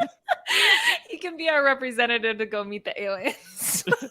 All right, you take Flash Talk McGee. I don't think he's all there up top. Do you think that's his birth name? Or do you think it's like his stage name? I think he had 2 nicknames he couldn't decide between, which is Flash and Talk, so he called himself Flash Talk. Whose nickname is Talk? It was like, you talk too much. We're going to call you Talk. I think that's what it was. It's like, hey, don't call me Talk. I'm Flash Talk. It's me, Flash Talk. I'm imagining this like very small newsboy. Okay, wait, speaking of that accent, okay, when you hear someone say the word supper, what human do you picture in your brain saying the word supper? Supper. Well, it's tough because I have had so much run-ins with our Canadian friends that like supper has a different meaning up there and is used more plentifully than I would say in the gold US of A. Because usually you'd expect like an Oliver-esque waif. Okay.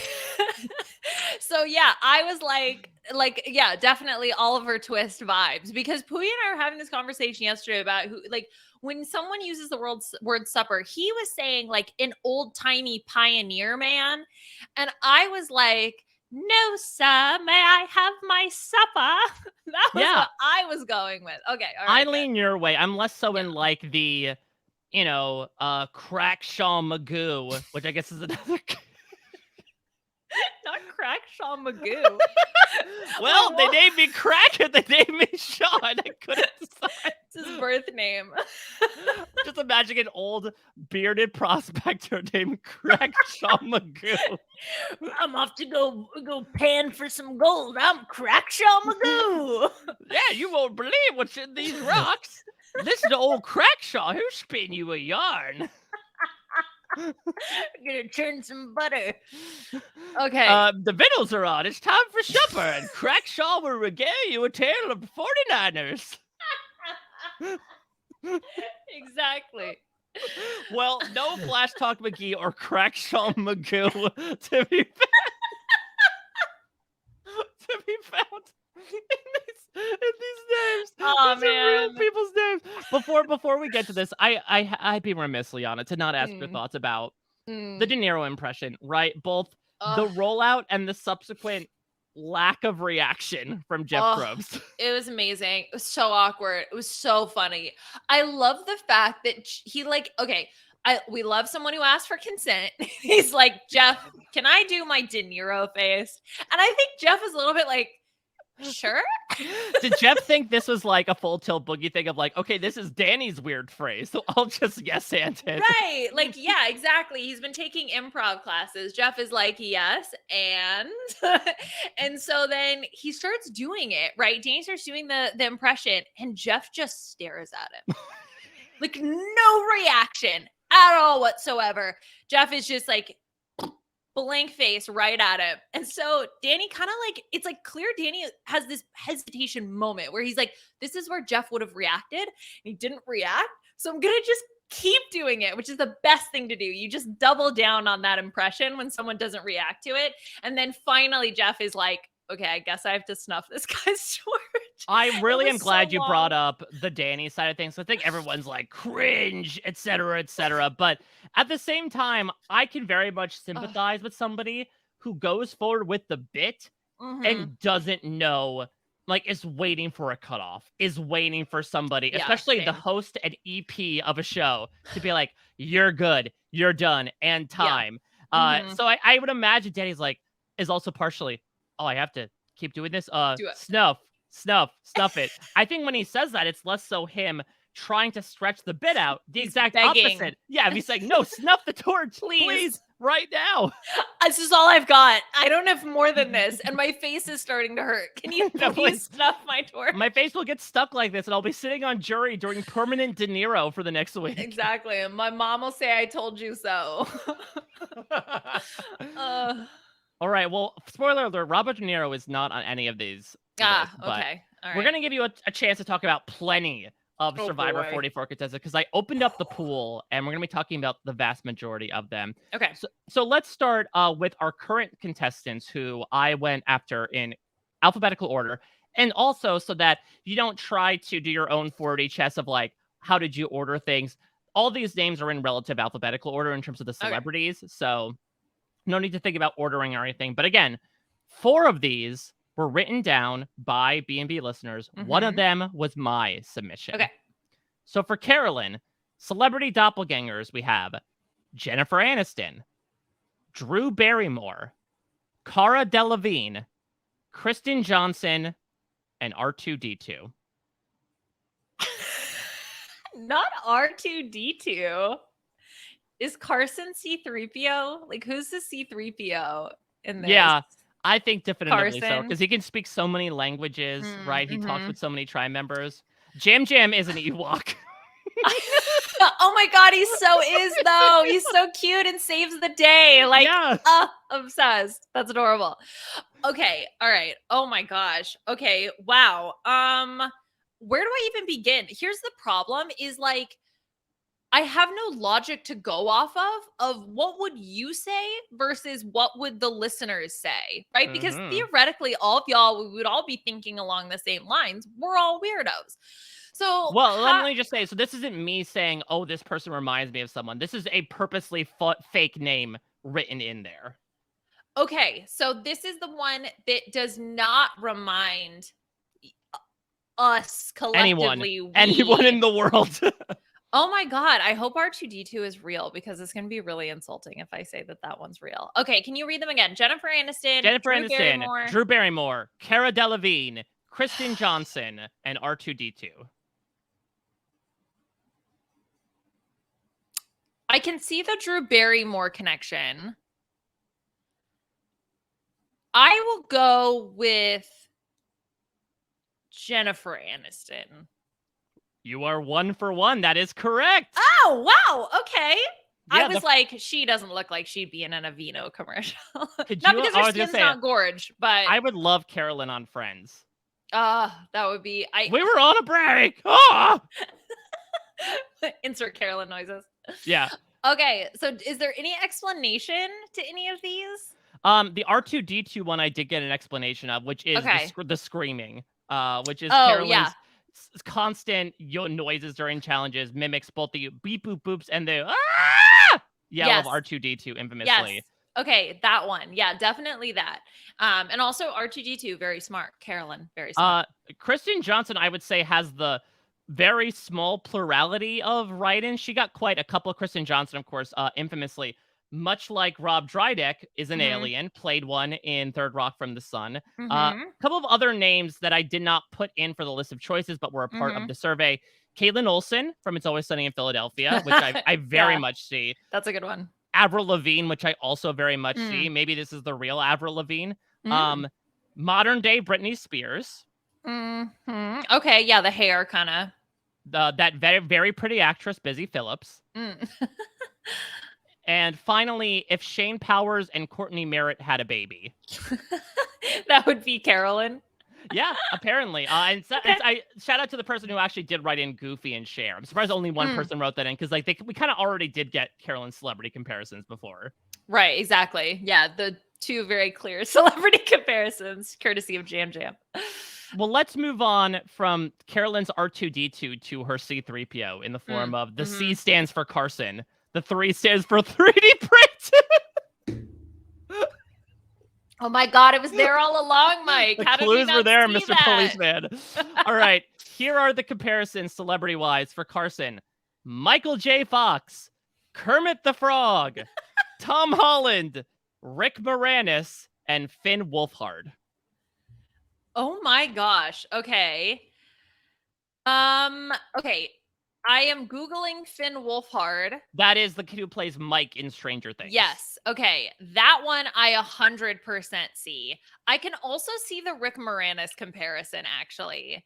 What were my other options? Honey, I Shrunk the Tikas. Yeah, we Yes. have Michael J. Fox, Kermit the Frog, and Tom Holland. Where is the Michael J. Fox comparison coming from? Okay. Is he doing some time Is traveling this we're not aware like of? a Back to the Future kind of thing of like but where is Kermit the Frog? Okay, I'm gonna go with Kermit the Frog. Unfortunately, Kermit the Oh Frog my is gosh. a real submission. You discounted, much like Carolyn, the real fake name first and foremost. I put in Finn Wolfhard. But he looks like him. Yeah, he does resemble him a bit and is growing up just at the rate those Stranger Things kids are off He's got screen. the same hair. But no, Michael J. Fox, Kermit the Frog, Tom Holland, Oh. Rick Moranis, all written in celebrity comparisons. I adore this for a number of reasons, specifically with the Carson Carolyn pairing. First, Michael J. Fox. He is the Marty to Carolyn's Doc Brown.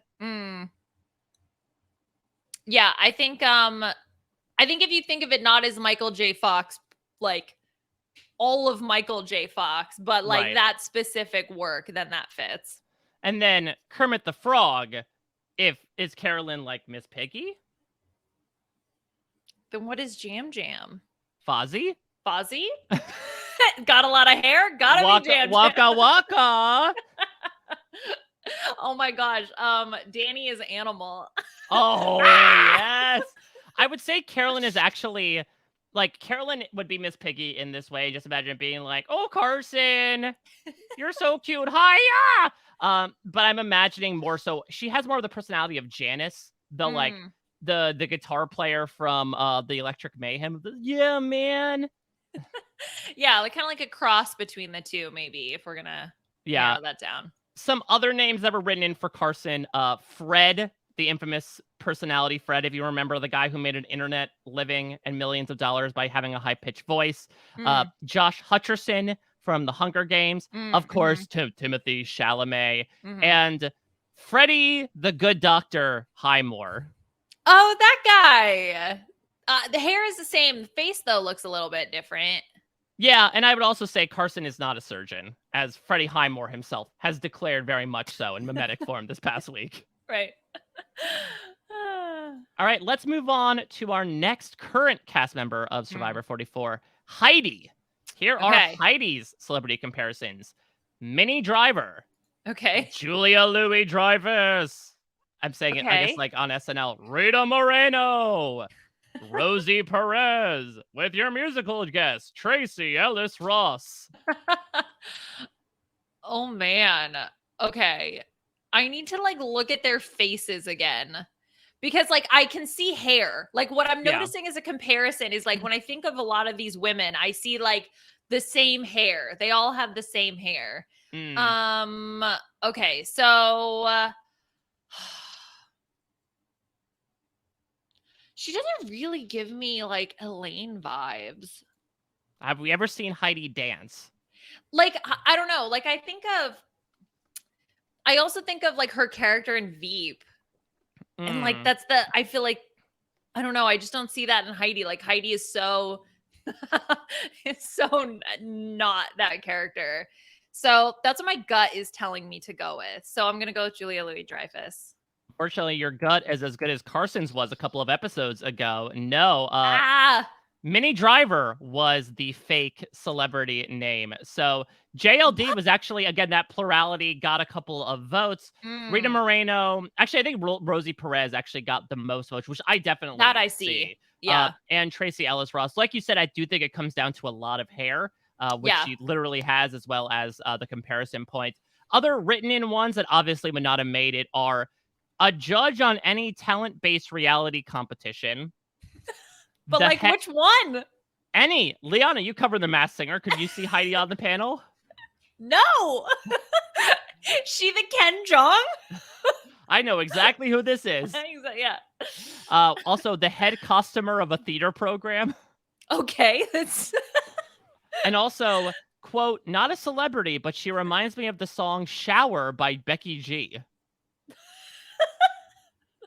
Be prepared for this. People got creative with the suggestions. I was going to say, I'm loving the creativity here.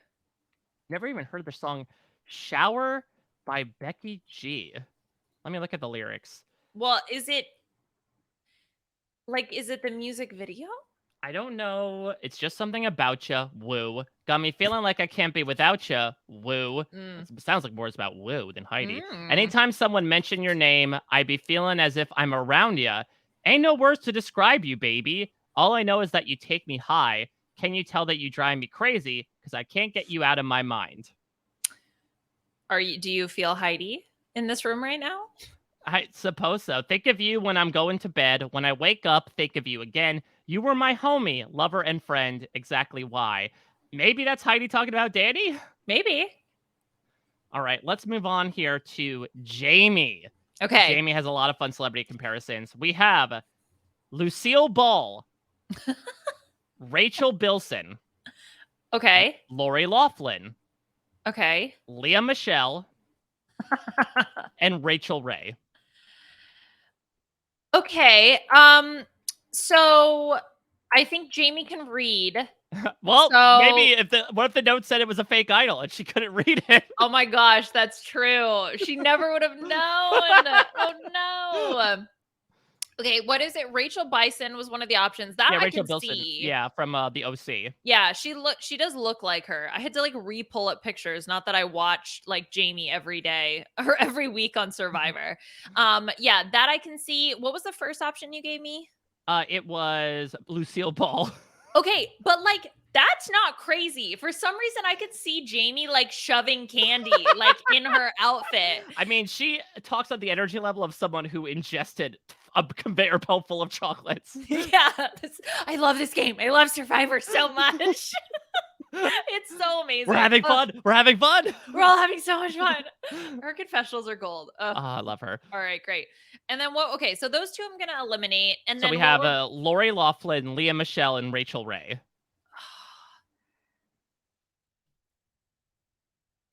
Who is Lori McLaughlin? Lori Loughlin, Aunt Becky from Full House. Oh, okay. Yes, yes. Went to jail for that brief period of time. Yes. Thank you.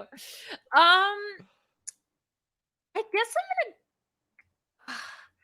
Yeah, would Jamie put her kids through college on an admission scandal? Wow. Good question. Good question. That would be my final. That would be my final tribal council question. That would be my. I don't know. In my opinion, I could see the rest of them, so I'm gonna go with Lori Loughlin. That is incorrect. But now I'm low key really wanting someone to ask in a final tribal council, like, what white collar crime would you commit if you could get away with it? Yeah, that'll really tell you a lot about maybe I should ask that in the preseason next chance I get. Yeah, exactly. That can be your preseason question. Yeah, I mean, I guess their faces do look similar. Yeah, and I Like, now think that I'm again, looking at them side by side. there's kind of again that like sitcom-y TGIF energy that I Mm, could see. mhm. No, Rachel Bilson is the one that I put in there. They look similar. Maybe I just think I see the dimples. Well, maybe now is when I should say to help you along. My answers were produced by going to a website where a computer scanned their face and produced a celebrity match. What the hell, bro? I'm like, what? Who do they look like? Oh, well, then I'm doing a good job because I'm clearly keeping in the people I think they look like. Meanwhile, I've got Lucille Ball over here that I'm like, yeah, I can like see the vibe of her doing that. Yeah, the one that really did it for me was Rachel Ray. Oh my god, she has such like Yeah. sans, basically Rachel Ray with a lozenge is what the energy Jamie brings right now. And their hair looks like it's the same color, I feel like, and their Yeah. face shape looks the same. That's such a comparison. I totally see that. The other write-ins for Jamie were Hannah Montana. I'm not sure if she means Miley Cyrus or her stage persona. I love the idea that specifically Hannah Montana. Yeah. We also have Jessica Day from New Girl. Mm. And maybe my favorite write-in of this entire game, Jamie is the celebrity Imagine video personified. Like the COVID one? Yes! Because of the delusion. That's so good. I wish I wrote this line. This is one Ugh. of the best lines I've heard. Like, meaning so well. Yes, exactly. Mean that just really trying to help, but so delusional. I know the most information of anyone on this season. I am the best ally you could ever have. Yes, imagine I'm the MVP. Oh, that's so funny. All right, next up is her partner in crime here with the remaining Ratus in Lauren. Okay. So we have Lisa Bonet, Okay. Quinta Brunson, a fellow Wednesday night competitor for Survivor on Abbott Elementary. Speaking of Hannah Montana, Miley Cyrus. Okay. Lori Hernandez, and Reese Witherspoon. Okay, so now that I know your little trick, I don't think that facecomparison.com is going to be like, yeah, Miley Cyrus. To me, they don't have the same face shape. Reese Witherspoon, the heart-shaped jawline is the same. But apart from that, I don't think their other features are alike. The thing is like oh my gosh. I don't know. Okay, I'm going to go with Lori Hernandez, the American gymnast, as the comparison because I do think they look somewhat similar and I know nothing about her personality. So like would someone have thought to write that in? And maybe I'm just not up to date on my American gymnastics. That could be my fault here. But that's my guess. That is a perfect dismount and a correct answer. Yes. Okay. Thank you. Or whatever the like thing you do at the end is. Yeah. And I loved Miley Cyrus and Reese Witherspoon also makes sense because of like the accent. I think if you're just looking at it from a surface level perspective. Other write-ins for Lauren, Cece from New Girl, and quote, sedated Miss Frizzle. Because of the hair? Yeah, I think so. And also like she's a teacher, right? Yeah. Is she? Yeah, she's a teacher. Okay. Okay. Oh my gosh. Could you imagine if she gets shrunk down with Rick Moranis? Yeah, by Carson. Yeah. And they can go on a tour of, I don't know, Danny's gastrointestinal system. Let's find out how a fart happens, y'all. Yeah. Get in the jam tram. Do your stuff. I also think if you took like Lauren's look and Jamie's personality, that combined is Miss Frizzle. Oh yeah, definitely. Yeah, for sure. All right, well, let's finish off with Jam with our list of currently active players. We have Nicole Byer. Oh my God. Yes. Okay. Yes. Benicio del Toro. Okay. Luis Guzman. Okay. DJ Khaled. And Pavarotti. Not Pavarotti. Is he like, does Jam sing opera? I mean, do we know that? Everything he says is like music to everyone's ears, considering how much they lap it up. Okay, so the beard is very DJ Khaled. Like when I look at Jam Jam's beard, that's what I see. So I'm trying to do this like facial recognition You're thing. okay. Well, I'm in that's where I went too. yeah. Because Nicole Byer is pretty spot on. I agree. Yeah. Like that's a fantastic comparison. Um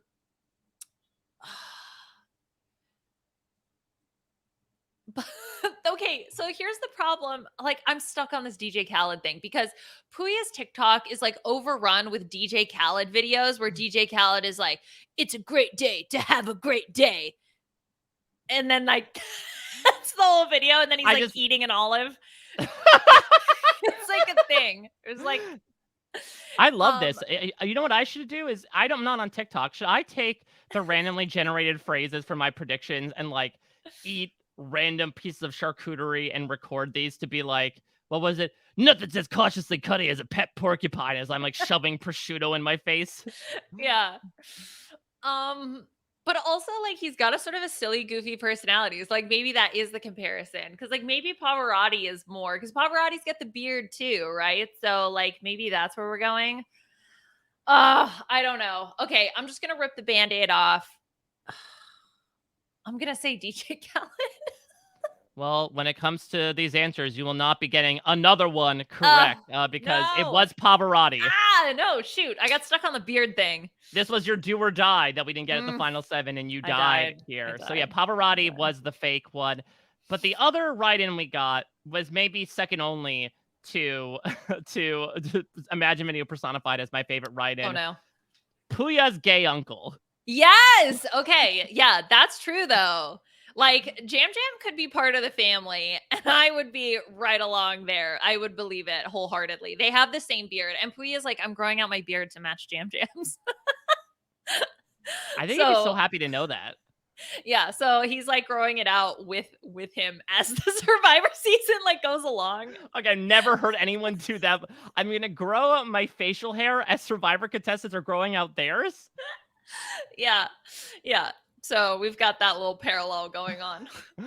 All right, well, let's move on here to our eliminated players. Let's start, though, with the most recently eliminated player Okay. in Danny. So I left De Niro off. Yes. Here are 5 more. John Cena, Tom Cruise, Charlie Day, Matt Eisman, and Popeye. Okay, so Popeye is real, right? No, he's a fictional character. No, yeah, or whatever. Wait, is that your Popeye impression? Yeah. It's like drunk Popeye. Okay. Right. Okay. So Popeye is real. Matt Eisman, like the winner of or the host of American Ninja Warrior, yeah. American Ninja Warrior and winner of that one season of Celebrity Apprentice. With Arnold Schwarzenegger, of course. They do have kind of similar faces. Like I could see Matt. Oh wait, but that's okay. Let's keep that in mind. They have similar faces. And then Tom Cruise. Oh yes, okay. Tom Cruise is for sure real because the jumping on the couch thing. Danny would 100p do that too. And he would also, I think, if he was an action movie star, like insist on doing his own stunts, considering all the somersaults he was doing. Exactly, for sure. Okay, so Tom Cruise is real. And then what were my other two apart from Popeye and Matt Eisman? Charlie Day and John Cena.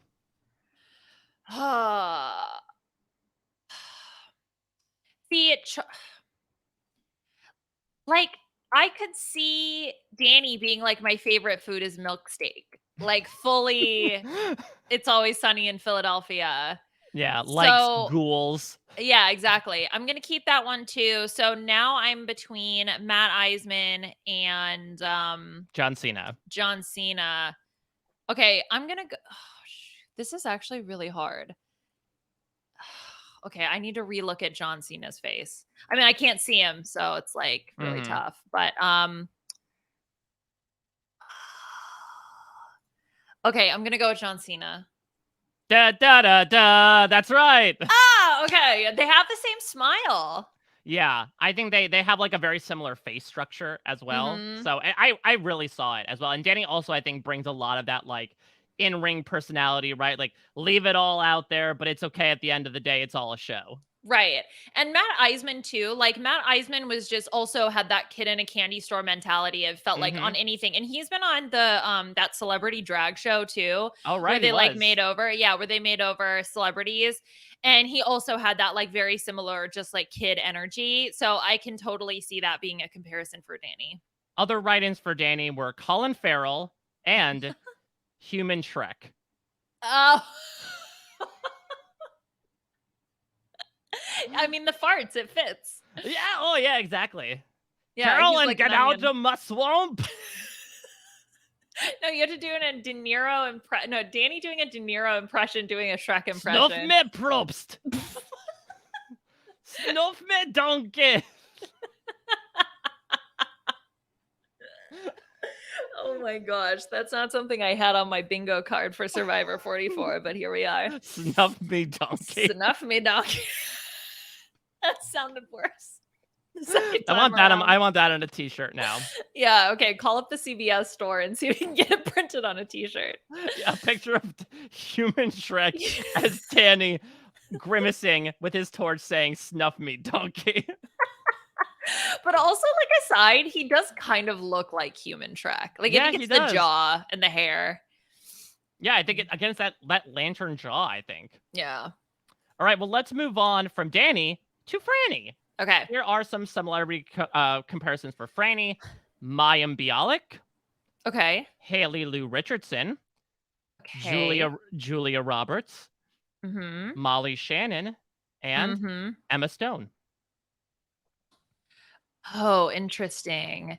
Okay, because like Molly Shannon, I would say, like, to me, I can sort of like immediately like the kind of goofy fun energy, right? Like that's very Molly Shannon. I feel like Mayim Bialik has kind of the like smart, goofy kind of thing going too. Like both of those could fit with Franny. Haley Lou Richardson, they just have similar hair. Are the listeners that shallow, Liana? It's all about the hair. And then what were my other options? Emma Stone? Emma Stone was one of them, and Julia Roberts. Oh, and Julia Roberts. She does have a really nice, like Franny has a really nice smile. And when they voted her out, she did say, "Big mistake, big." Huge. Yeah, and then Matt got her that jewelry box at Ponderosa, and he closed it on her hand. She's like, "Oh." Oh, she took a bubble bath. We all got to see that in Ponderosa. Yeah. Oh boy. Okay, this is all over the place for me. I'm trying to think of okay, because the problem is like I can make a logical argument for any of these fitting. So now I'm trying to think, okay, what face looks the closest? Oh man. Okay, I'm gonna go with Haley Lou Richardson. That is incorrect. I was going on my hair. Molly Shannon was the correct answer. She would totally be doing the superstar thing. Like, Franny's goofy. Yeah, this was one of those rare, not surface level comparisons. Yeah, I actually really like that as a comparison for her. A couple of other ones for Franny. Saoirse Ronan, which I really do see in terms of like facial structure and hair. Kitty Ledecky, also one that I see in terms of like the tall body type. Yeah. Eliza Thornberry. The hair. It's the hair. And also, we see her in that most recent photo with Gabby as well from the live show about like the safari tones. Yes. And finally, Mother. Ah, yes, of course. She is Mother. All right, moving on. Kane. We have Sean Astin. Okay. Jim Gaffigan. Okay. Wayne Knight, aka Newman from Seinfeld. Okay. Seth Rogen and Rainn Wilson.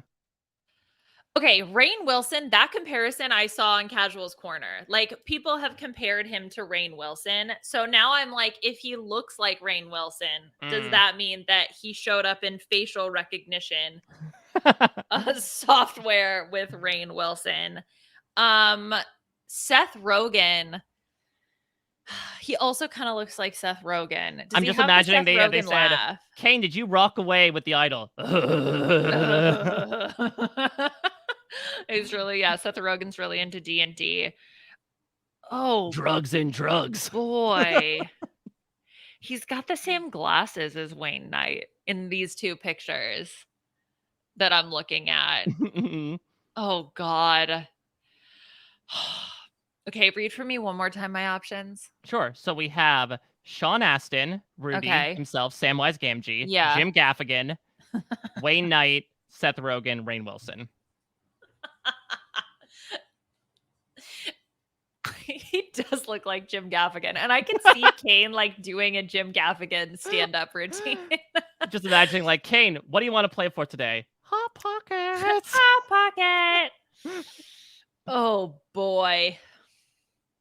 I have absolutely no idea. Yeah, let's go for just because in my French vanilla fantasy, it is Jim Gaffigan as Kane as Jim Gaffigan. No, someone wrote in Jim Gaffigan. The correct fake answer was Wayne Knight. The glasses! Oh, I should have gone with that. Okay, yes, but I do love the idea of I think all of those comparisons actually are pretty funny. Yeah. I think that I love the idea of Kane in Middle Earth. Like he Trump, totally Trump, Trump. it just like that vibe fits, right? He's got Yeah, the well, sword. he wanted to talk about Lord of the Rings. Remember, he complained really about that did. to Carson. So now he gets to live in it. Other written in comparisons for Kane, of course, Sasquatch showed up there a couple of Love times, which it. is technically a celebrity, even if Mhm. nobody knows how he walks. Conan O'Brien, Miss Uh-huh. Frizzle gets another shout out here. Oh. And also, one of my other favorite write-ins, the kid from the Polar Express. Not the main kid. I think it's the one with like the Coke bottle glasses. All I could think about, hold on, I gotta pull that up because as soon as I Yep. googled the kid from the Polar Express, I know exactly what you're talking about. Yeah, I He think does that kind of look like him. I think he does kind of look like Kane and has that excitability to him. Oh, that's great. All right, let's Okay. move on from glasses to glasses, dust to Mhm. dust. Matt Blankenship. Oh boy. Okay. We have Nicholas Braun, Okay. Adam Brody, co-star with Okay. Rachel Bilson of the Yep. OC, Hair. Mhm. John Heder, aka Napoleon Dynamite, Okay. Fran Lebowitz, Okay. and David Schwimmer. Oh, interesting. Um, oh my gosh. Okay. So I don't even know where to go on this one. Okay, so Adam Brody, right, was one of Mm-hmm. my options Mm-hmm. because that's one where I could maybe see I could see like the visual comparison with kind of like he's like a little bit longer hair era because that's the Mm-hmm. thing is like I feel like the hair and the glasses are sort of the defining features of Matt, at least like that's what would be picked up for him. But the thing is I don't think Adam Brody ever wears glasses. So Nicholas Braun. Let's see. Do you wear glasses? Let's see. Did you ever wear glasses in Succession? I don't think so. He looks like Jay Atkins, by the way. Nicholas Mm. Braun does from The Circle. Yes, he does. Jack Atkins. Jack Atkins, yeah. Okay, what were my other options? So you had Nicholas Braun, you had Adam Brody, John Heder, Napoleon Dynamite, Oh, yeah. David Schwimmer, Yep. and famed photographer Fran Lebowitz. Oh man. The thing is that like okay, I'm going on AI here. Okay? Because I eliminated I eliminated Napoleon Dynamite because of the hair, like just general vibes. But you know Mm-hmm. what? If I visually look at like him in Napoleon Dynamite, I see the glasses and I see the hair. So that's what I'm going to go with. I'm going to go with John Heder. Unfortunately, Nicholas Braun, despite not wearing glasses, made the facial Ah! recognition technology. That was the correct fake answer. Oh man. Come on, AI, do better. Now I'm just imagining Matt being like one of the disgusting brothers. Yeah, what would he ask for? I'm looking, yeah, the noses look very similar actually, and now that I'm looking at that, but And Matt just I gonna don't know. have I that don't like, see it. well, the thing about it is, yeah, that's great. That's great. Yeah, because AI knew his mannerisms when it compared the pictures side by It's a side. Survivor fan. Listen, Yeah. ChatGPT showed us that much. Mhm. Other writing suggestions for Matt, Wes Anderson, Mhm. in all caps, Crystal Method out of drag. Okay, yeah, I guess I see that one. AKA Del Barge, I suppose, if Yeah. RuPaul is thinking about it. And finally, BuzzFeed. Like the website? Like if BuzzFeed was a person, I suppose. Huh. I didn't think about that. That could be a fun game. What do websites look like as people? Oh, I feel like there's got to be a DeviantArt account out there I somewhere think that drew it. I think there was because I can picture Tumblr as a person. And I think Yeah. that's not from my own mind creation. That's from something I saw online. Yeah, I'm sure someone went through and did like, artistic recreations of the personification of various apps and websites. Okay, if BuzzFeed was a person, images. No, it's just a bunch of cartoons. That's not what I want. Okay, Get out of never here, mind. cartoons. We want real Yeah. people like Popeye. Come on. All right, well, let's move on here. We're going to the pre-merge for our final few celebrity comparisons here. Okay. Let's talk about Matthew. Okay, yep. We have Bear Grylls, Mhm. Larry the Cable Guy, Okay. Billy Mays, Okay. Pedro Pascal, Mhm. and Jonathan Van Ness. Oh boy. Okay, because a lot like okay. I'm thinking of what are the defining features of Mm, Matthew here. And I think like the beard, the long hair, that kind of thing. So like mm. Bear Grylls, I mean, I guess he like sometimes grows a beard when he's out there, but it's not It's like only Bear it's only Grylls when is someone's on Survivor and he wants to grow it out in solidarity with them. of course, yes, as one does. Normal, well-adjusted people do. Yeah, no, Larry the Cable Guy also is a very odd one. I don't see that in any fashion. Maybe we can talk about that comparison after I answer because I'm like, maybe I'm misremembering Matt, or maybe I'm misremembering Larry the Cable Guy because I don't see either of those being good comparisons. Okay, what else do I have? Jonathan Van Ness. See, the thing is, like, Jonathan Yeah. Van Ness has the hair and the beard, so that could be a really good comparison. You also have Billy Mays, famed late Mhm. spokesperson, infomercial guy, and Yeah. Pedro Pascal. Yes. Does Billy Mays have long hair? Because that's the thing No. I don't think. Yeah. He Ooh, but was their a crew faces. cut type of guy. Okay, but their beards look eerily similar. Now that I'm oh my god. Yeah, okay, I'm gonna go with Billy Mays. Unfortunately, it was not about the beard. What? Let's make the nonsensical sensical. The answer was Larry the Cable Guy. No!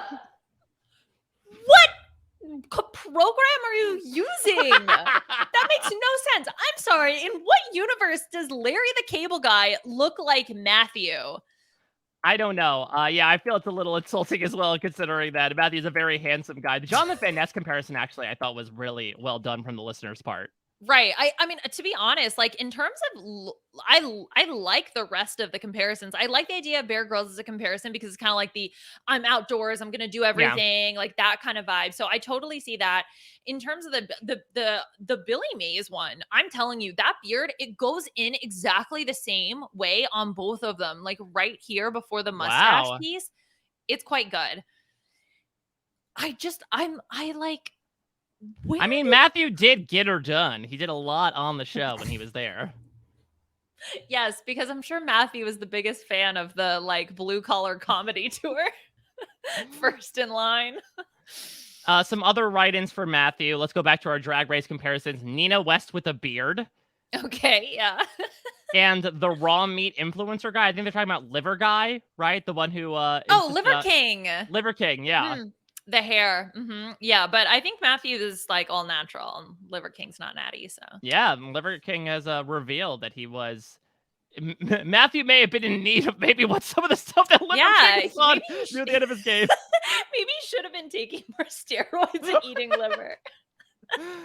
All right, let's move on to our final few here. Okay, performance enhancing drugs on Survivor. Thoughts?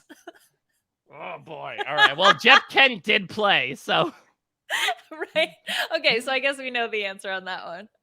all Okay, right. sorry, continue. Sarah Wade. Oh, Uh, interesting. one of the cast off members of Tika so that the other three could live on to Mhm. do well in the post merge. We have, once again, Drew Barrymore, Okay. Kate Hudson, Okay. Dakota Johnson, Uh-huh. Natalie Portman, and Sophie Turner.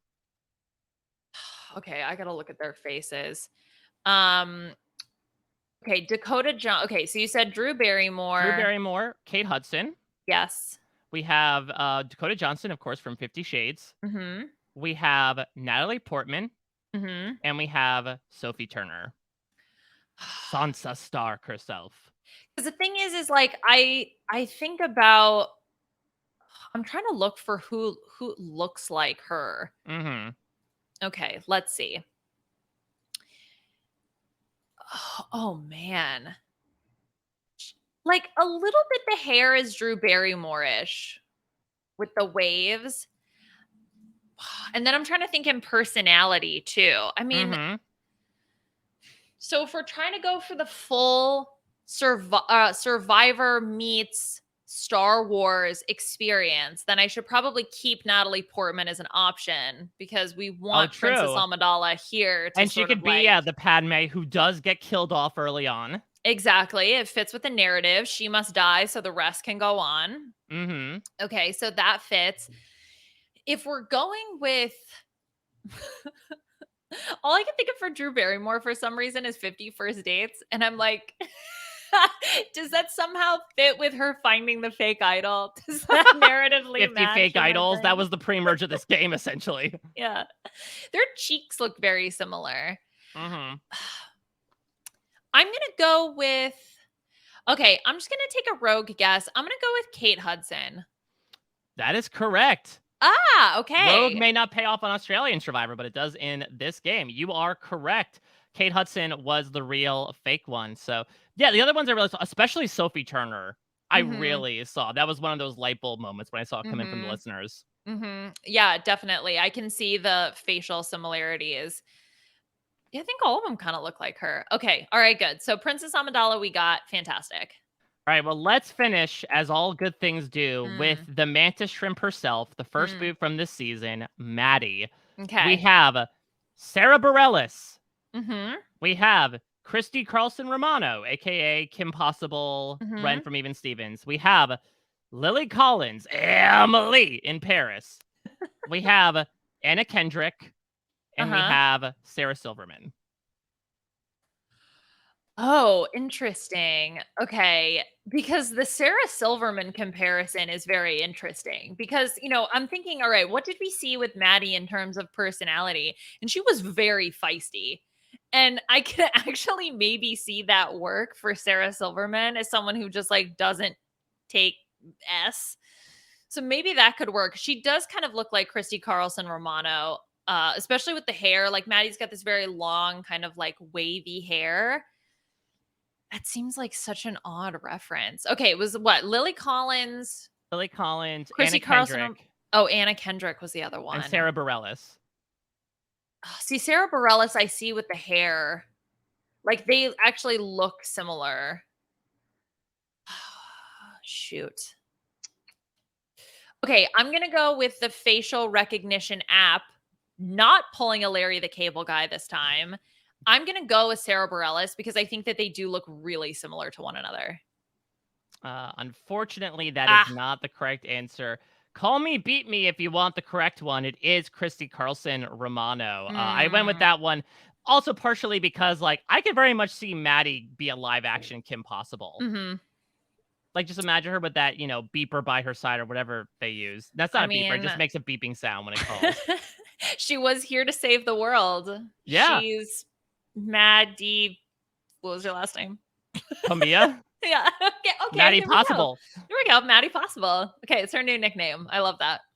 So, yeah, thank you to everybody for writing Yes. into my very silly form to suggest these random names, and super appreciate all the creativity and all of these comparisons that I think really opened up a lot of my eyes, both of them, to all the various ways that I view these people and will for the next couple of weeks as well as weeks to come. Mm-hmm. So to finish things off, we're going to highlight a charity or cause as we do every week. Of course, we do not have a guest this week, so I decided to put one in the spotlight.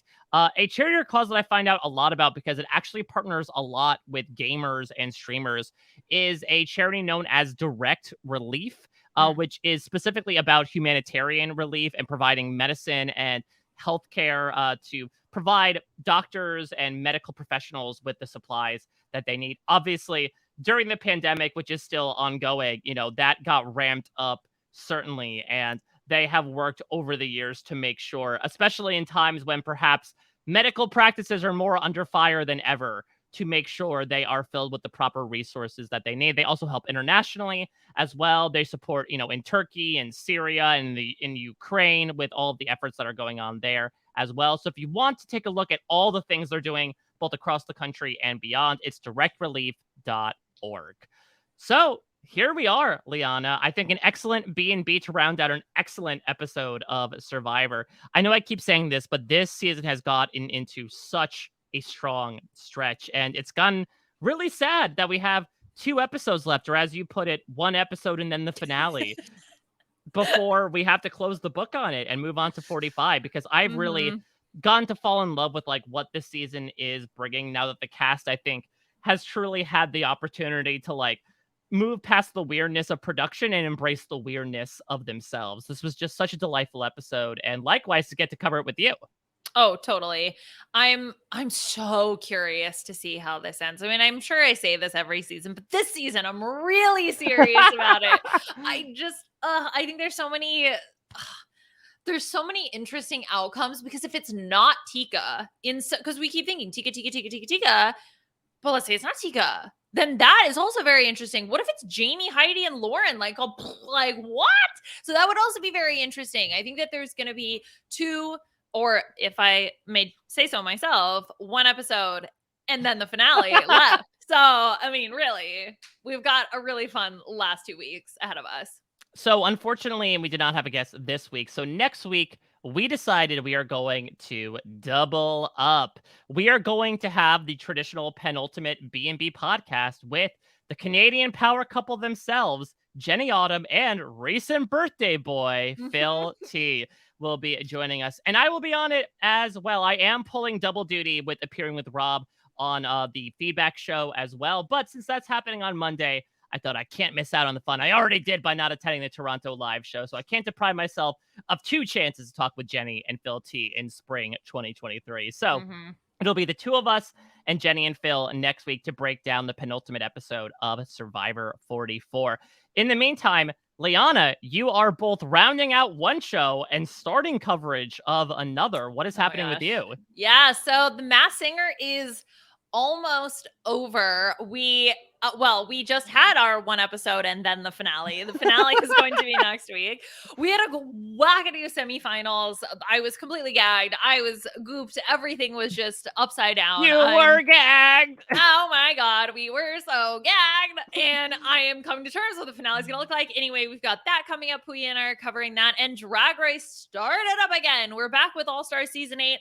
Mike Bloom and I were talking a little bit about the season so far and how much of a wild ride it's going to be. I think that that's the best way to put it. I'm actually totally stoked on this season after seeing both of the first episodes. A little nervous after the first one, but after the second one, I was like, okay, this is going to be chaotic, and I'm absolutely here for it. The cast is just, I think, full of drama. You can see the seeds already starting to form, and I really think that we're going to have some beautiful blossoms when it comes to the dramas. And possible beautiful blindsides, considering that, as a reminder, Drag Race All-Stars has a strategic aspect in it, in that there's a chance you could feasibly vote somebody out of the game. And already so far, we have had a lot of people, stray away from the road that is usually taken, which I think is going to lead to a lot of fun, and maybe hopefully for you and Beth and Amon, some opportunity to rarely talk about strategy in a Drag Race season. I'm so happy that you noticed that too, because that's something that I brought up on the podcast we recorded earlier. We'll be out. We're covering both episodes 1 and 2 together on the same pod,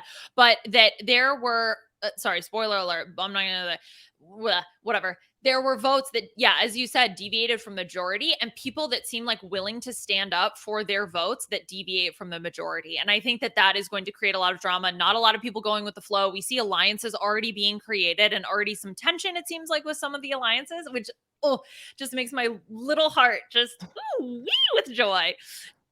Okay, I'm sorry. I'm so excited. Oh, and I'm going to be covering 90 Day Fiance this week with Huya. We're going to be doing the season finale / beginning of the reunion, which I think the reunion also is going to be absolutely full of drama. So, Ooh. I think it's going to be good. And if you want to follow me for all of that nonsense on social media, you can follow me at what was it? Crack Shank Magoo or whatever it was. Don't forget about Crackshaw Magoo. Yes, follow me. The only Twitter I know is the Canary in the Mines. Canary in the coal mine. Oh, Twitter. Libations with citrus. Yes.